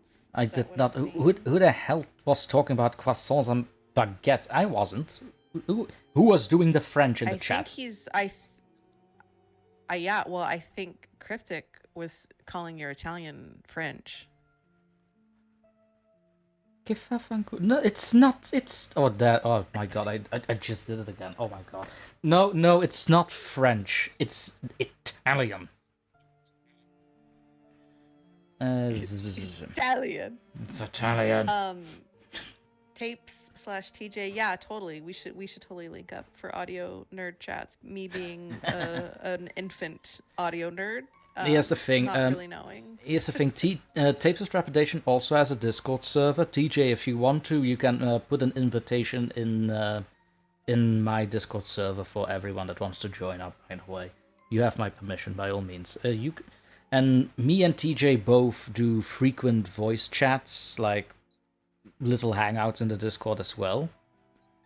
So by all means, we can always have this audio little catch up. Dreadful Anecdotes, welcome, hello, welcome back to the stream. Dreadful was actually here before the stream started. He said hello. Or something along the lines. Hello, Dreadful Anecdotes. Good evening. And farewell, Tapes of Trepidation. Farewell. Thank you so much for all the kind words. Cryptic Tales, you said C. But how is C a French word? How is that French? I love that. I was about to say. Haven't you heard? I was about to say this, Cryptic. You know French. I know better French. You know this. Like we on Instagram, we had a little conversation in French, and I was kind of bragging. I'll admit that much. I'm Belgian. I know three languages by default. I'm sorry. Okay. I am so glad that you said that, because I literally, in my notes that I made for this live stream, my question for you was, what languages do you speak? Is it French, German, and Dutch? And yes. Then my second question was, how do you say DrTorment in all of those languages? Oh god. So basically, yes, we have 3 national languages. That is Dutch, French, and German. I come from the Dutch part, Flanders. Then there is Wallonia, which is the French part and the most apparently known in the world, because everybody thinks Belgians are French, which is no. That's just no. Both these language areas are divided into 5 provinces. And then there are the East-speaking areas who you can show on a language map, but they don't have any provinces of their own. They are part of the Walloon, or the Wallonia side of the country in the south. So I just learned this morning, because I am who I am. I went down a rabbit hole on this, and I was like, oh, well, I wonder when Belgium actually became a country. And then it was talking about independence, and I'm like, no, that's not what I mean. And we're not old. It was 18. Well, so right. Well, so, and I had just learned that Germany became Germany, not independent, but just actually became Germany in like 1871. And so I was like, oh, I wonder what Belgium is in relation to that. But that's when I learned that it gets Belgium, very convoluted. Tell me if I'm wrong. That y'all were basically part of the Netherlands, and so you were like basically South Netherlands, and then the North was Holland, like North Netherlands, and then y'all had. Is that right? It's a bit convoluted, actually. So that's a very simplified version. But let me just say, so Flanders, basically South Holland, as you say it, that was always like a bit independent from the actual Netherlands, because we were basically a buffer zone between them and the French and the Spanish when those 2 empires rose up. So there was always a Count of Flanders who ruled the area, and also commanded much of the trade in between those countries as well. So you couldn't like really push him around, but at the same time, what's he gonna do? At some point, that area was annexed by the Netherlands, which, eventually always happens. And at the people weren't really happy with that because of religious differences. So the south of... always so South Holland, Flanders, decided to shake hands with northern France, which is Wallonia, and just to spice up the two countries, just to add a little bit of spite, we added in a German monarch. Because, you know, German and French and Netherlands, that's not a good mix altogether. But we made it work. I don't know how, but we made it work. And now you put mayonnaise on your fries. And now I put mayonnaise on my fries, indeed. That's the end of the story. That's the end of the story. I'm dead. Cryptic Tales. I do not speak French. I cannot, but I'm dead at Monsieur, how do you say this? Monsieur Tormentor? Monsieur Tormentor? Monsieur How Torment. do you say this? Monsieur Tormentor. Tormentor. That's you in French. Okay, Oh, so Tormentor. how do you say your But name? that's Monsieur, that's Mister. Oh yeah, see that's not doctor. No, if he wanted to speak French, it would be Docteur Thomas. Just doctor? Doctor Thomas. Okay. What about Dutch? Dutch. That is... Here's the thing. Torment actually has multiple translations in Dutch, so it has to be specific. So which one would you pick? That is a good question. Let me think. In context to the channel and... Yeah, in context to the channel and everything, I would say Dr. Quelling. And It's a whole different language now, eh? I'm gonna put it in chat. Hold on. So first French. Yeah. Doctor. How did I spell that? It's basically like Terminant, but a little changed. So hold on. So in French, there's just torment. That's the word. And then I imagine in German, it's probably torment. Or in English, American. In American English, there's just torment, right? But then, hold on. You're telling me that in Dutch, there are multiple words for torment. So yeah, why do they have so many words for torment? Yeah, that's a good question now, isn't it? Well, basically, I don't know. Here's the thing: the version I have right here, that's more kid-friendly, I suppose. I don't know how to say it else, but otherwise it's like Dr. Martel, which is basically like torment, torture. You can use them both. I was gonna say it felt like torture. It felt like sadistic torture when you said that word. That just came through. The energy Martel, came through yes. for me. And quelling is more like if an actual doctor would tell you like, oh, you have an ache and it will last a little bit. That's a quelling. Oh, like say if so you have a migraine. Like... You have a migraine, but at the same time, you could also say that if you want to be formal and polite about torturing someone. Okay, I like it then. I think that's the right choice. Dreadful anecdotes, saying, not sure if anyone has asked, but where did you get the name from, Doc? I want to know this too, but first I want to know the name in German. I want to know Dr. Torment in German. It actually isn't that much from like English. Doctor. It actually isn't that much different in English. It's basically doctor, but with a K. Wait, let me just... That's exactly what I was thinking. I bet it's just doctor with a K instead of C. Yeah, there you go. That's basically the German version. I could maybe think a little bit outside the box, because I know there are different words for torment as well in German. Your Dutch is a Germanic language, hence. But yeah, that's basically the gist. Interesting. I am so glad we got to that question. You could also organically. You could also say Qualen, Peinigen, Plagen. You could also say all of that.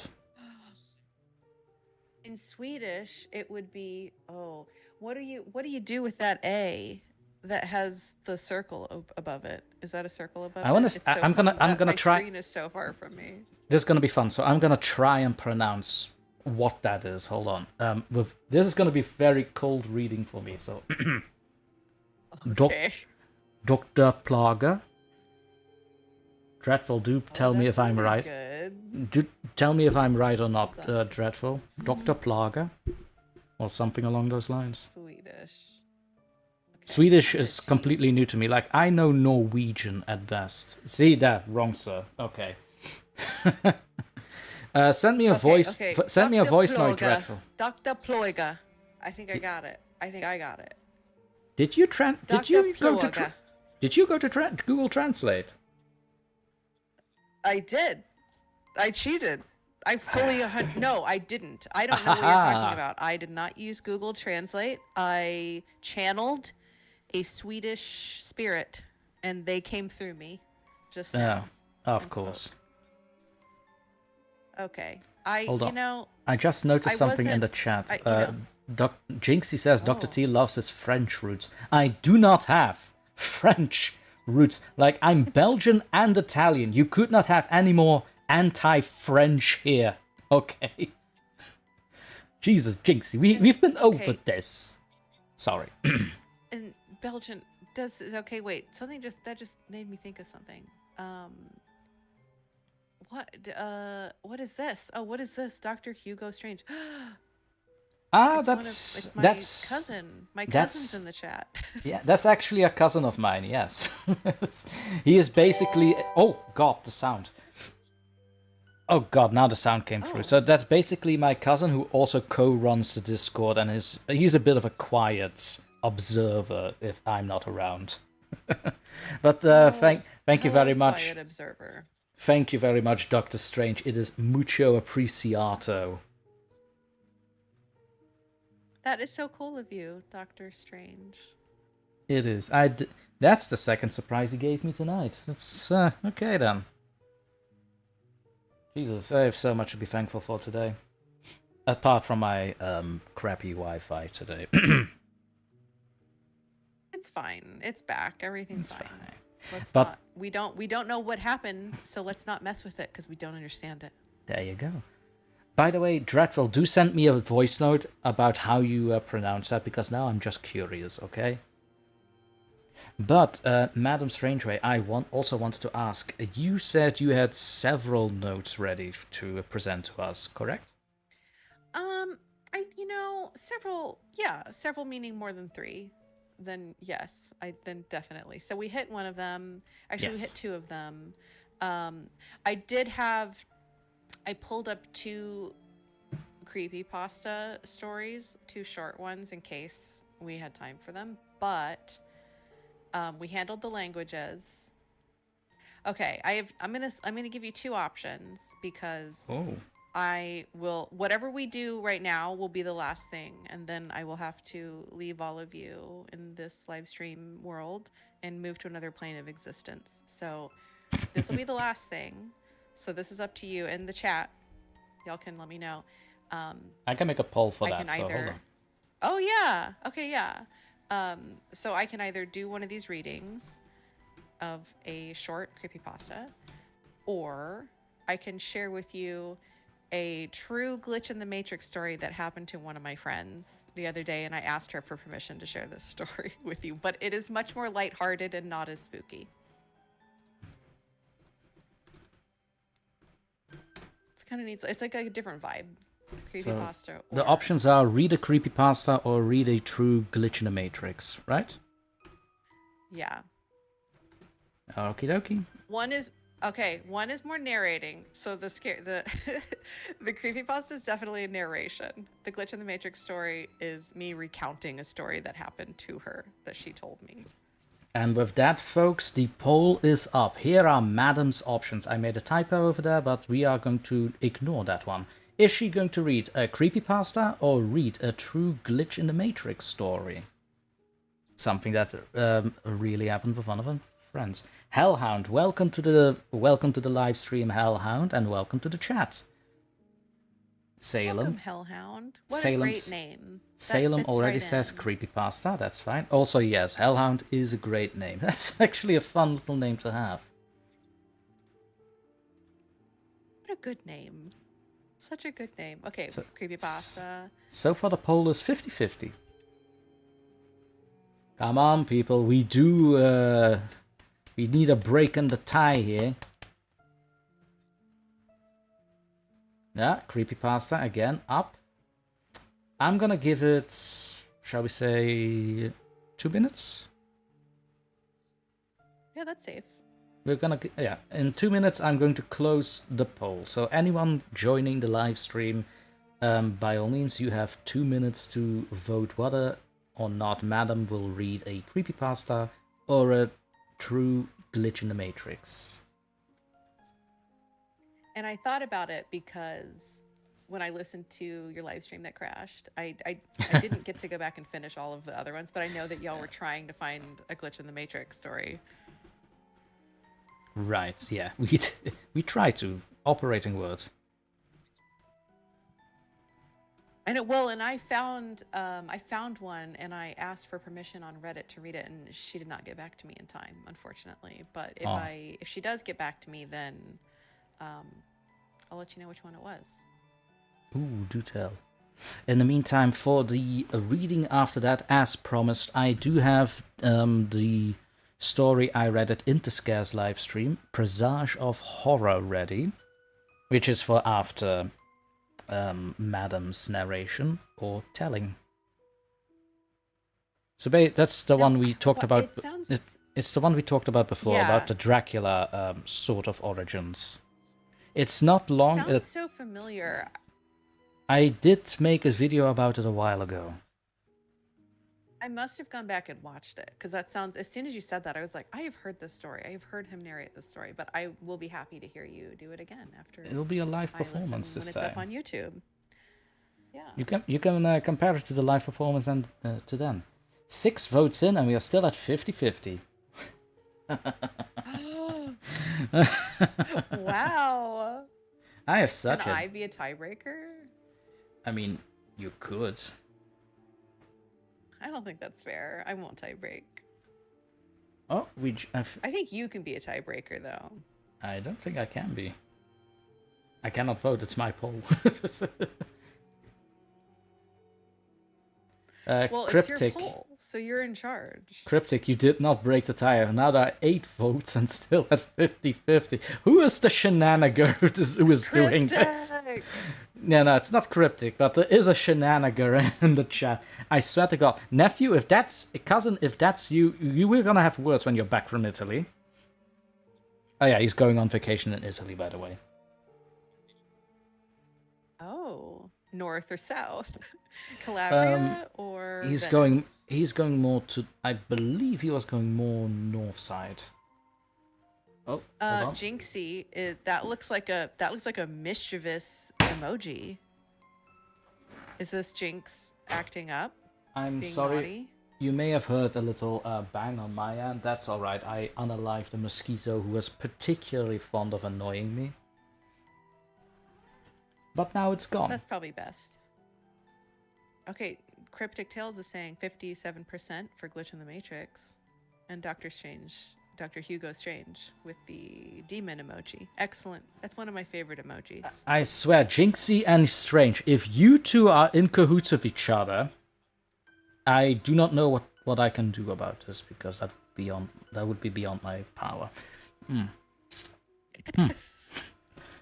If you two are in cahoots, then there's literally nothing I can do. You're just going to be continuing to be in There literally is nothing I can do. But since this is still a tie, I am now wondering, do you have a preference if this stays a tie in about a minute, I'll say? I don't. I don't have a preference. Now I'm nervous about the Glitch in the Matrix story because I have not really retold it. She just told it to me the other day, and I was like, I need to be able to share this on this live stream I'm going on. So, kind of nervous about that. Kind of nervous, but here's the thing. Now I'm kind of curious. Does that make sense? I think that makes sense. Yeah, yes, it does. Cryptic Tales, I'm gonna guess that you are the one that just finished work, and Dr. Hugo Strange. Fun fact, I actually voted the first second. So Dr. Hugo Strange is innocent. Is what I think I'm gathering. Cryptic Tales, I have a better idea. Do Glitch in the Matrix, or else this MF gets it, and then a dog emoji and a water gun emoji. So you're going to spray the Is that dog wet? with water? Yeah, I'm good. He's gonna have a great time. Yeah, I Good. mean, He yeah, wants by you all to. means. It was a hot day today. Jesus, we need a little bit of cool off. Yeah, you should be. Yeah, you should be shooting that dog with a water gun with water to cool that poor little dog off. Oh, the vote glitch. Ah, look at that. The vote did the thing.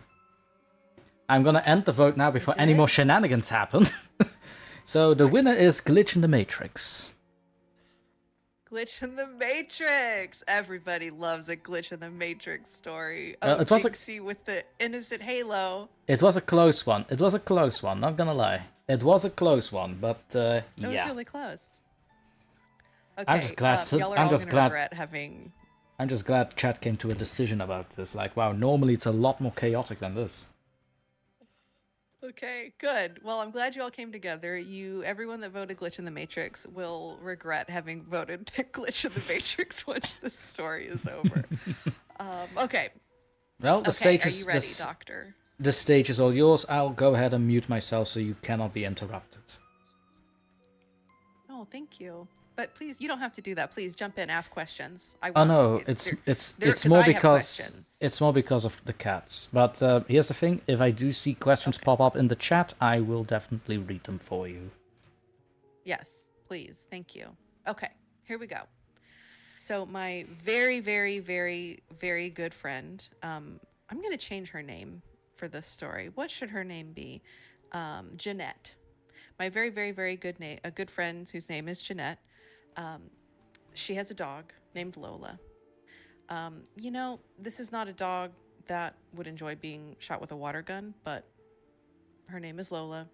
They don't really get along. This dog has eaten Jeanette's wedding dress after she was wed. Years later, the dog found the wedding dress in her closet in the fancy dress zipper protective thing that you put around a wedding dress. The dog finds this, pulls it down off of the rack in the closet, nothing else, proceeds to then eat and destroy most of her wedding dress that she was hoping perhaps one day to pass along to her daughter. So, they're not on really good terms, I will say, between Jeanette and Lola. Oh. Perhaps understandably.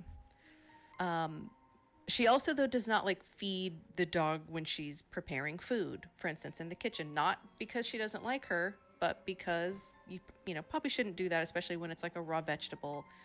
Will the dog have a bad reaction, etc.? So that's an important note because Jeanette was having friends over. So she had, cleaned the house top to bottom. She was making, I think, a Greek-inspired meal for them. And so that included roasted potatoes. And so she had diced up her potatoes, then made sure to toss it with olive oil and herbs and etc. And then into the oven they went. And she then cleaned the house again, kind of like before they came over. When you have guests, after you have cooked, you need to make sure that the kitchen is now clean because as you do, you have visitors coming over. Exactly, as you do. So they come over, they enjoy a lovely meal. Fast forward 4 days. Lola, as dogs do, throws up on the floor. So I know that's not super appealing, but this is part of the story. Lola throws up. And when Janine cleans it up, it's just bile, right? But then there are a handful of diced raw potatoes. And she has not used potatoes since 4 days previous. She did not feed the dog any potatoes. She said she knows unquestionably that no potatoes fell because she was being very conscientious about the cleanliness of her kitchen. So no potatoes fell when she was cooking them, when she was chopping them. She said they were totally raw and they looked like she had just eaten them. And she was freaking out because she's saying, I don't understand. That was 4 days ago. These potatoes look like I literally just diced them today.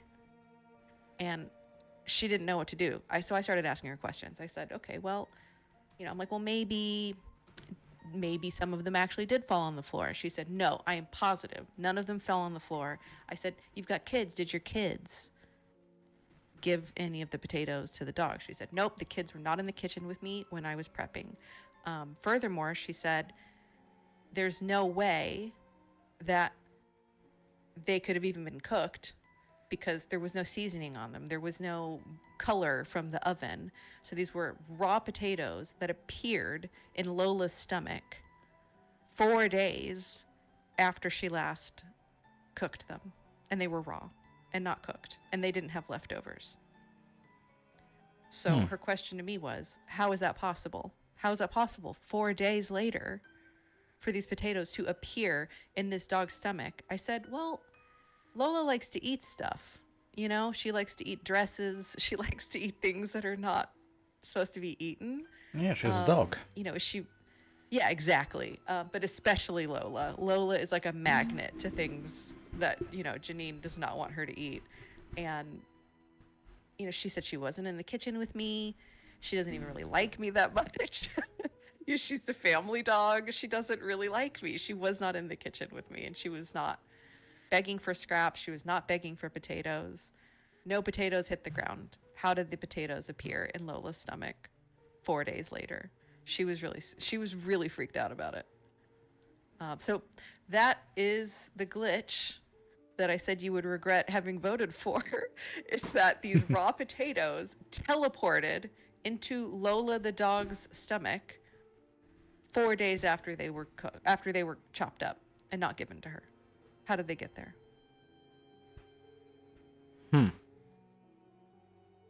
Not gonna lie, this is the first time I hear a glitch in the Matrix story that is centered around potatoes. Me too. That's why I was like, I have to tell this story. I have to share this. Maybe someone else can figure out what happened. Like, is she absolutely sure like a neighbor didn't like toss food over the fence or something like that? And I think I kind of started going down that road as well. But, maybe, but it's never happened before. Like, nothing like this has ever happened before. So maybe her neighbor did. Jinxie says, I'm sure there's a lot of Irish glitch in the Matrix. Lots of Irish glitch in the Matrix. Okay. Because of the potatoes. I mean, yeah, how else will you drink? How else do you eat potatoes? Not drink. We do not promote that on this channel. No, that's not what we do not promote it, but we do enjoy it. So here's my theory. Yes. Because the alternate to this is that there actually is a glitch in the Matrix, which I don't love. So my theory is that some potatoes did fall on the ground, even though she thinks they didn't. Well, yeah, but they were raw. And raw potatoes are toxic to dogs, right? Especially in large amounts. So if Lola got a hold of them raw, maybe they could hang out in there for 4 days, and not be broken down. Then she has to expel them, No. Yeah, exactly. But 4 days seems excessive for like a small dog. Yeah, that's the thing. You're absolutely sure she's not like maybe exaggerating the facts. No, she is. I will say this woman does not exaggerate. Okay. She does not exaggerate the truth. She's a real one. She immediately told me. She was like, "Hey, I have a story from Madam's Strangeways," and I was like, "Well, I don't know. I don't know yet." But you told now. You told now. I was like, "Yeah, exactly." I was like, "But this is a glitch in the Matrix story, and I'm on a live stream where I was kind of hoping to have a glitch in the Matrix story, so this is actually perfect timing." It is interesting. I'm not gonna lie. It is interesting. Indeed, I was just reading Jinxie's chat as well. Boil them, mash them, stick them in a stew. Nice one, Samwise Gamgee. Nice one. Potatoes. Cryptic Tail saying my brain is fried after this one. Is that Is that the fried? Because it's a joke. Fried potatoes. Fried. Yes. That's the joke, fries. Okay. Okay, very funny. Very funny, Cryptic. So I'm funny. so, I'm And so then sorry. because I'm so sorry. and But then that really sounds like a mother who, for the first time, saw the kid do a bike with training wheels. Oh, well done, son. We're so wow, good proud of you. job. Wow. That's just very good. And those fried potatoes, we're putting mayonnaise on them because we're Belgium. We're Belgium, Of course. so Well, I am. But okay. I actually prefer ketchup. I'm a bit of a heretic like that, but okay, mayonnaise. I can live with that. interesting. I'm Hellhound. Belgian in spirit. I Now I trust. want fries. Oh, by all means, hop on for a visit. I'm always accepting new visitors and explore the culture that we have here.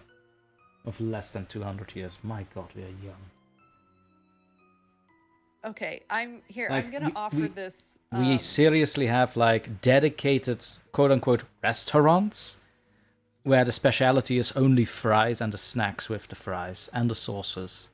That's great. I can love that. I can Why don't we guarantee have you that? I can guarantee you there's no place like a, I don't even know if there's an English word for it. In Dutch we call it a frituur. There's nothing like a frituur anywhere else in the world.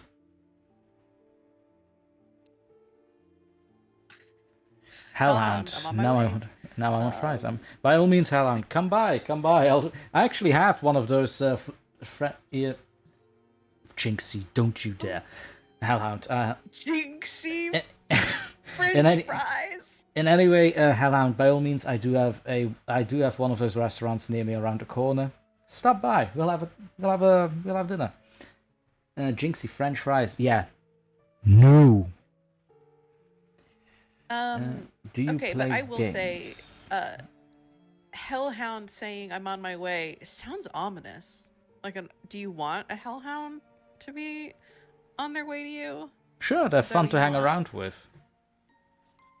Like, what is a Hellhound? I can exchange souls. I have a few that I don't use anymore. I'm sure they have a few they don't use anymore.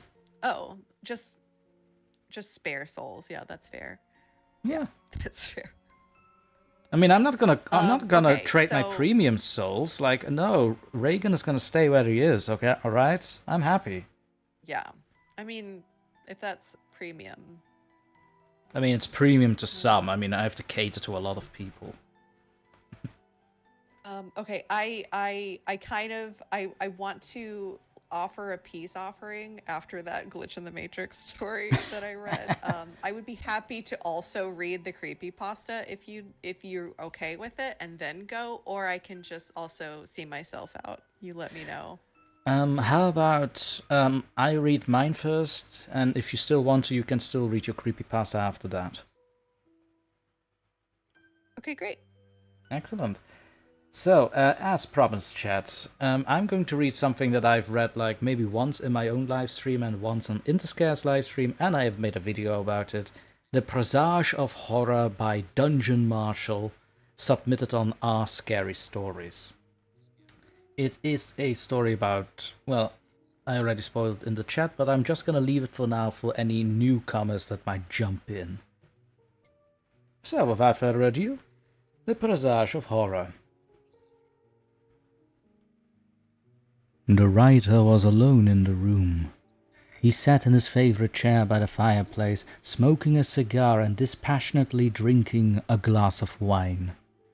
The hissing of the gas lamps was all but drowned out by the ticking of the clock that echoed in the room with a near maddening rhythm. He watched the reflection of the firelight dance in his wineglass, and he sighed. So this is what it feels like to sell one's soul, he thought to himself as he casually sipped from his glass. It wasn't quite 11:30 when the lights of the room dimmed, if only for the briefest of moments, and the flames in the fireplace erupted, and a chill permeated the room. The writer knew he was no longer alone. He tensed up in his seat and tried, in vain, not to shiver.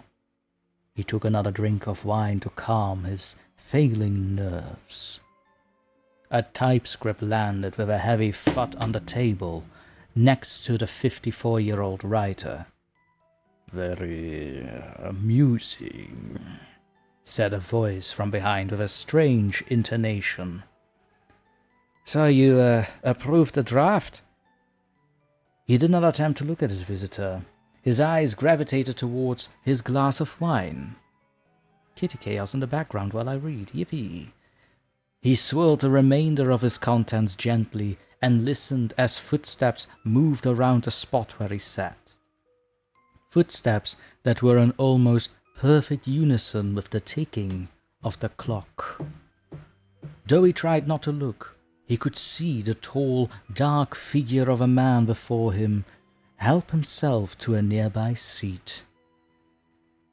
"You have omitted enough information and added plenty of funny characters to distract your readers. I might say I am satisfied." The writer placed his cigar down and refilled his glass. Feigning politeness, he held the bottle out towards his guest. The man extended his bony hand, palm facing forward in refusal. "And, Florence?" Blood-red lips stretched into a predatory smile beneath the man's iron-grey mustache. "She's quite safe. If there are no further changes to your manuscript, she will be returned as sound as when you last laid eyes upon her, just as we agreed." The author placed his wine next to the typescript on the table. He no longer had a taste for it. He sat silently for a long while and stroked his beard involuntarily, lost in thought.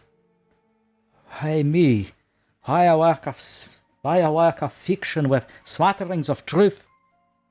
he said at last. His eyes reflected equal parts rage and fear. "Need I remind you that it was you who began to peer into the dark places that no mortal man should? You who once greedily consumed folklore and superstition as hungrily as the most ravenous of wolves might devour its prey.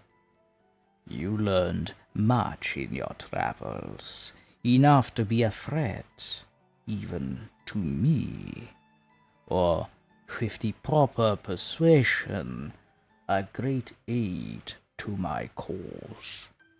The world will know me, but they will not believe. They will fear me, and yet not guard against me. What more could I ask?" The lean figure stood from his seat, walked over to where his host sat, and placed his fingers on the typescript. "I must be on my way, young man. But before I leave, if I may offer one other suggestion. Your title, The Undead, is rather lackluster." He smiled, and his sharp white teeth glistened in the firelight. "Perhaps it is just vanity on my part, but I believe you should call it simply Dracula." Without waiting for a rejoinder, the figure vanished from the room. And that was the Presage of Horror, written by Dungeon Marshall and submitted on the subreddit Scary Stories. Excellent narration. You had voice acting, you had sound effects, you had accents. Okay, I heard That's Scottish. Well, that's the thing. That's the thing about the Scottish, if I could interject that. That's my very, very poor attempt at Irish, because Bram Stoker, the writer, was Irish. But yeah, again, I'm not good with English accents. Irish, okay. No, you probably were great at it. So it's Irish and then Romanian, or sort of, Transylvanian adjacent. I tried more Eastern Europe. I tried more Eastern Europe without really thinking of a specific regional place. Like, if it sounds East European, it'll probably be from that area, and you can still leave it vague. I got there and I went immediately, right? I went to Eastern Europe and then I went, oh, well, it must be related to Dracula. So I thought you did a great job. There you go. Hellhound says souls and fries, all I need. By all means, Hellhound, souls and fries, let's go. Cryptic Tale says he is really close. I'm so sorry. Cryptic says he is actually close, so he could visit. By all means, man, just let me know beforehand. Cindy Cleveland, I'm back. Did you miss me? Yes. Yes. Cryptic followed up saying that he's close, but with saying sleep with one eye open, little bro. Funny. So... It's funny he says little bro, despite him being a lot younger than me. But all right then, young man. I'll sleep with an eye open, I suppose. Interesting. Jinxie, I mean, still Irish. You don't lose your heritage when you pass. I'm a little lost on this one. Is it Irish, Jinxie? Was it Irish? I tried because it sounded more Scottish to me. But then again, I'm very poor with these accents. I think what Jinxie is saying, and I have not done a deep dive on this, but now I'm going to, is that since it's a Gaelic language, right? So it's like Scots Gaelic, that probably it had its roots in Gaelic in Ireland, and then people from Ireland came over to the English, well, it wasn't England at the time, but then they took their language over, and that's where Scottish came from. I hope nobody that's Scottish is on the stream and I'm wrong, because then that would be really bad. Was that right? Jinxie was half listening. So no, I said that Bram Stoker, the writer of Dracula, was Irish. Oh. Jinxie, you're half listening? This is a live stream with audio and live readings. Jinxie. It's in the title. I mean, it's on the thumbnail, okay, but still. How dare you? Scots Gaelic is okay, but hold on. Scots Gaelic is a recent offshoot of the Irish language, introduced into Scotland about AD 500. Displacing an earlier Celtic language, it had developed into a distinct dialect of Gaelic by the 13th century. So, yeah, there's something there. No. See what Jinxie now is doing. She says, "There you go." So she's saying, "Yeah, that's what I meant all along." But I'm pretty sure that's not what you meant, actually. Yeah. Pretty sure. Naughty. This is what I mean. Jinxie. I got you, Jinxie. This is what I mean. I have a naughty chat. It's like. A very mischievous chat. It's sprightly, naughty, upside down smiley face. That's good. That's what I mean. I have a very mischievous chat, but I do love it. I do love the mischievous chat. And thank you for the compliments. You're welcome. You're so welcome. It is actually one of my favorite Reddit stories that I have on the channel. And now I hold other stories to the same standard, which is making me push away from Reddit. Yeah, I can understand that. It's weird. Yeah. But, so with that all said, do you still want to read us the creepypasta that you wanted to make up for? Yes. Since it was so close, since it was a tie, I'm going to go ahead and I will read this out whenever you're ready. By all means, madam, the stage is all yours. Chat, you will now hear Madam Strangeway read a creepypasta of her choosing. There, here you go. Thank you.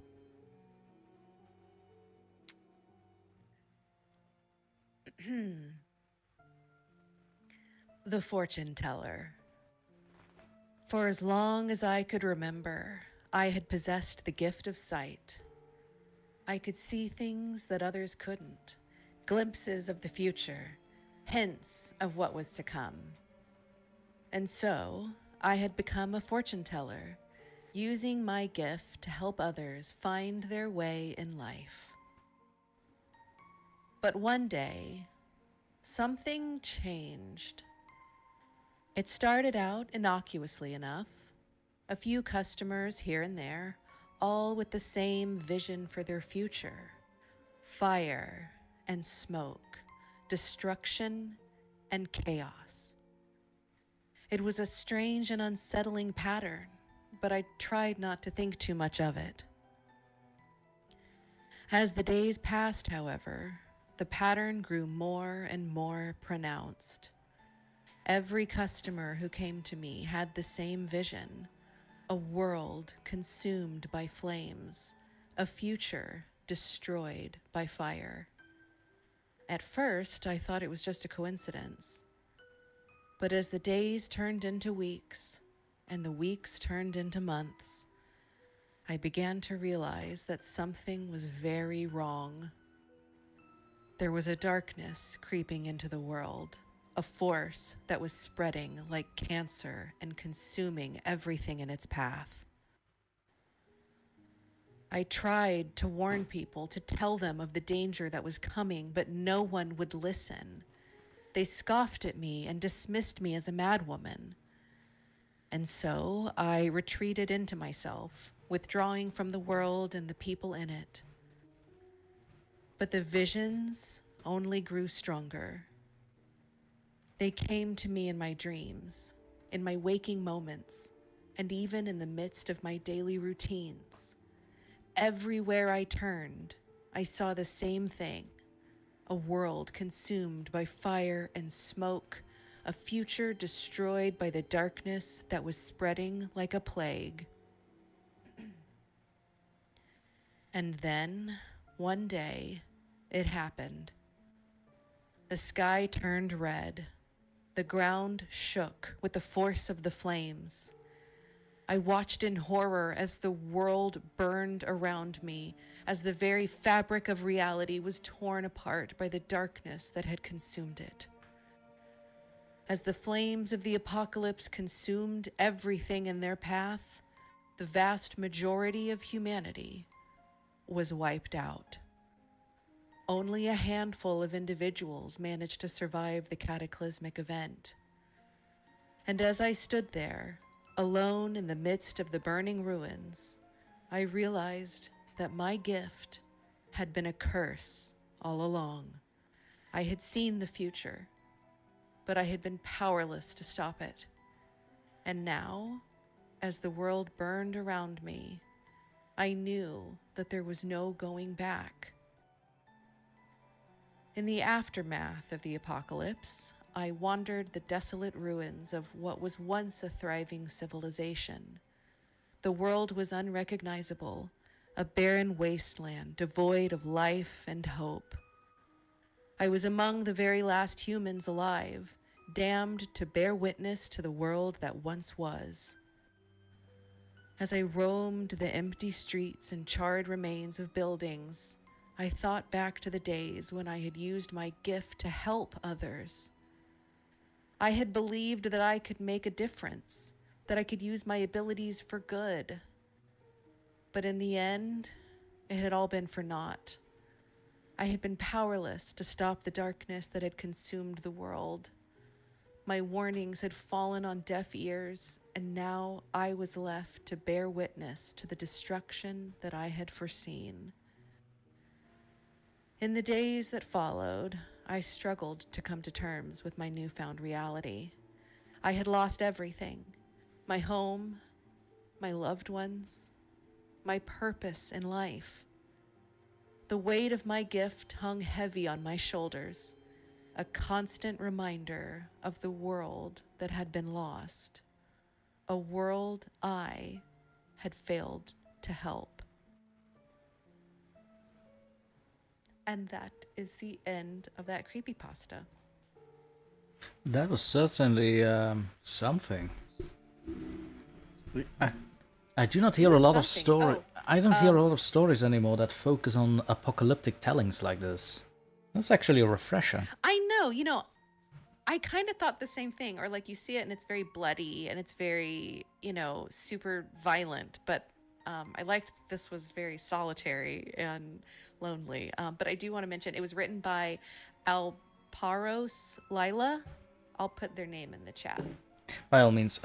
You can also send me the link on the Discord so I can put it also in the description. It's a little thing I do, like if there are stories that we read that are linked back to Reddit or Creepypasta, I prefer to put them in the descriptions for the credits. Yeah. Oh, and I just dropped it in the chat, so I think you can grab it from there.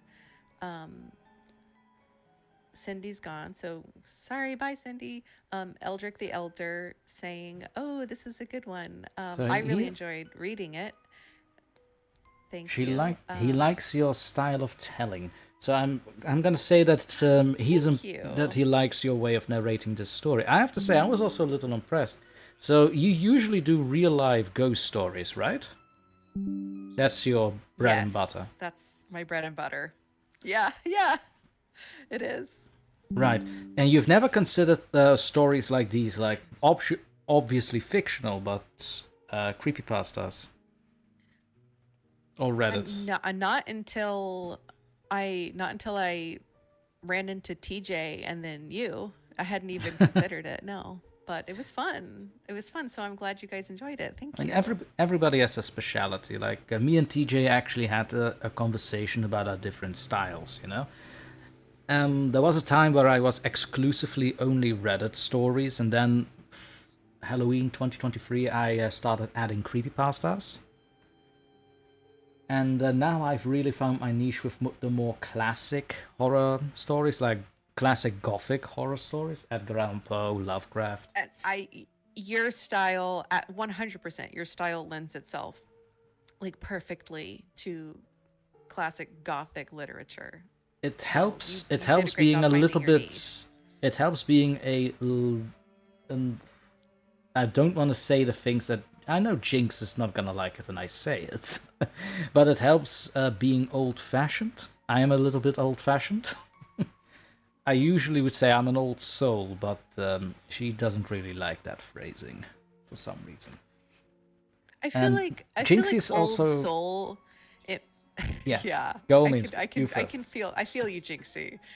I feel like saying old soul is like what you say to kids that have been like that have had trauma and that should not have been put through the things that they've been put through, and then so they've had to mature really quickly. And I feel like that's what you say when you say they're an old soul. It just means that they should not have seen or gone through the things that they said. I don't know why, but I feel you. I don't know if Jinxie feels the same way, but I agree. But you're just old fashioned. That got personal real quick, but okay.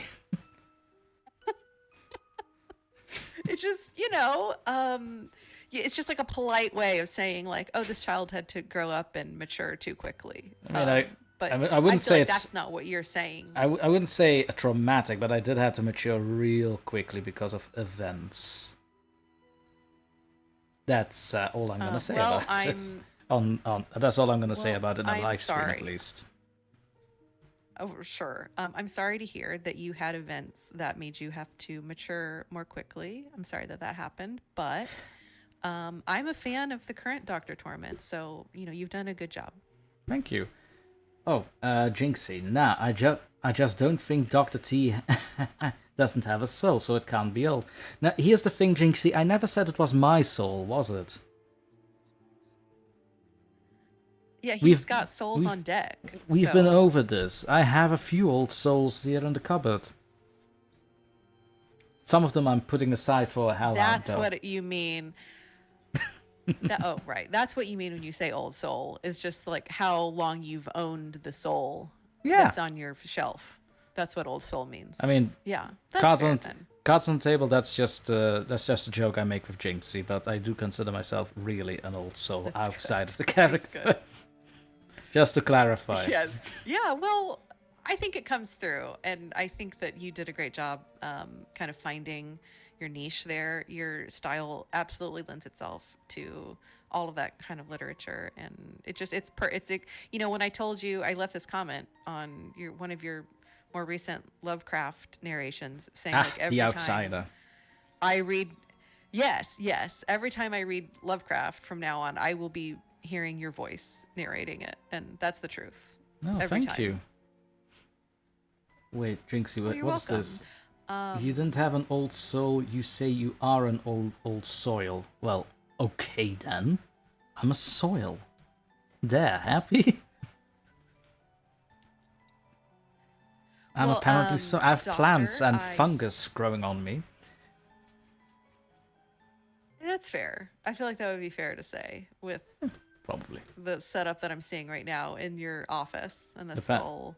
I think it would be fair, like Beetlejuice, to have moss and dirt. But I Finally. thank you so much for having me on the stream. Oh, don't worry about that, because this is also where the stream is going to end, ladies and gentlemen.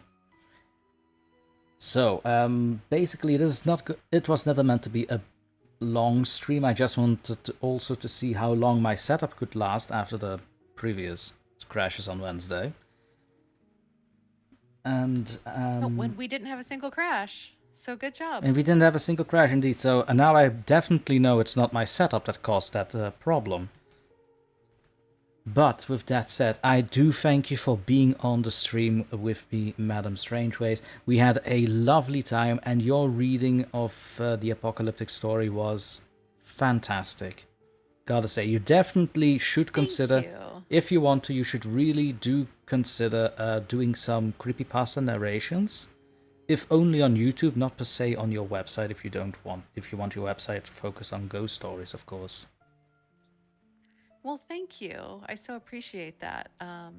Thank you. And it was, I had a wonderful time. So thanks for having me, and everybody in the chat. Thank you so much for listening and being super cool and awesome, and occasionally roasted and also roasting. So thank you. With that all said, ladies and gentlemen, if you liked what you heard and witnessed today, by all means do give a like, comment, and subscribe. We do have more for you in store coming for the coming weeks, days, and months. And I hope to see you all in the next session. And we'll see you later. But never forget to don't fall asleep ever.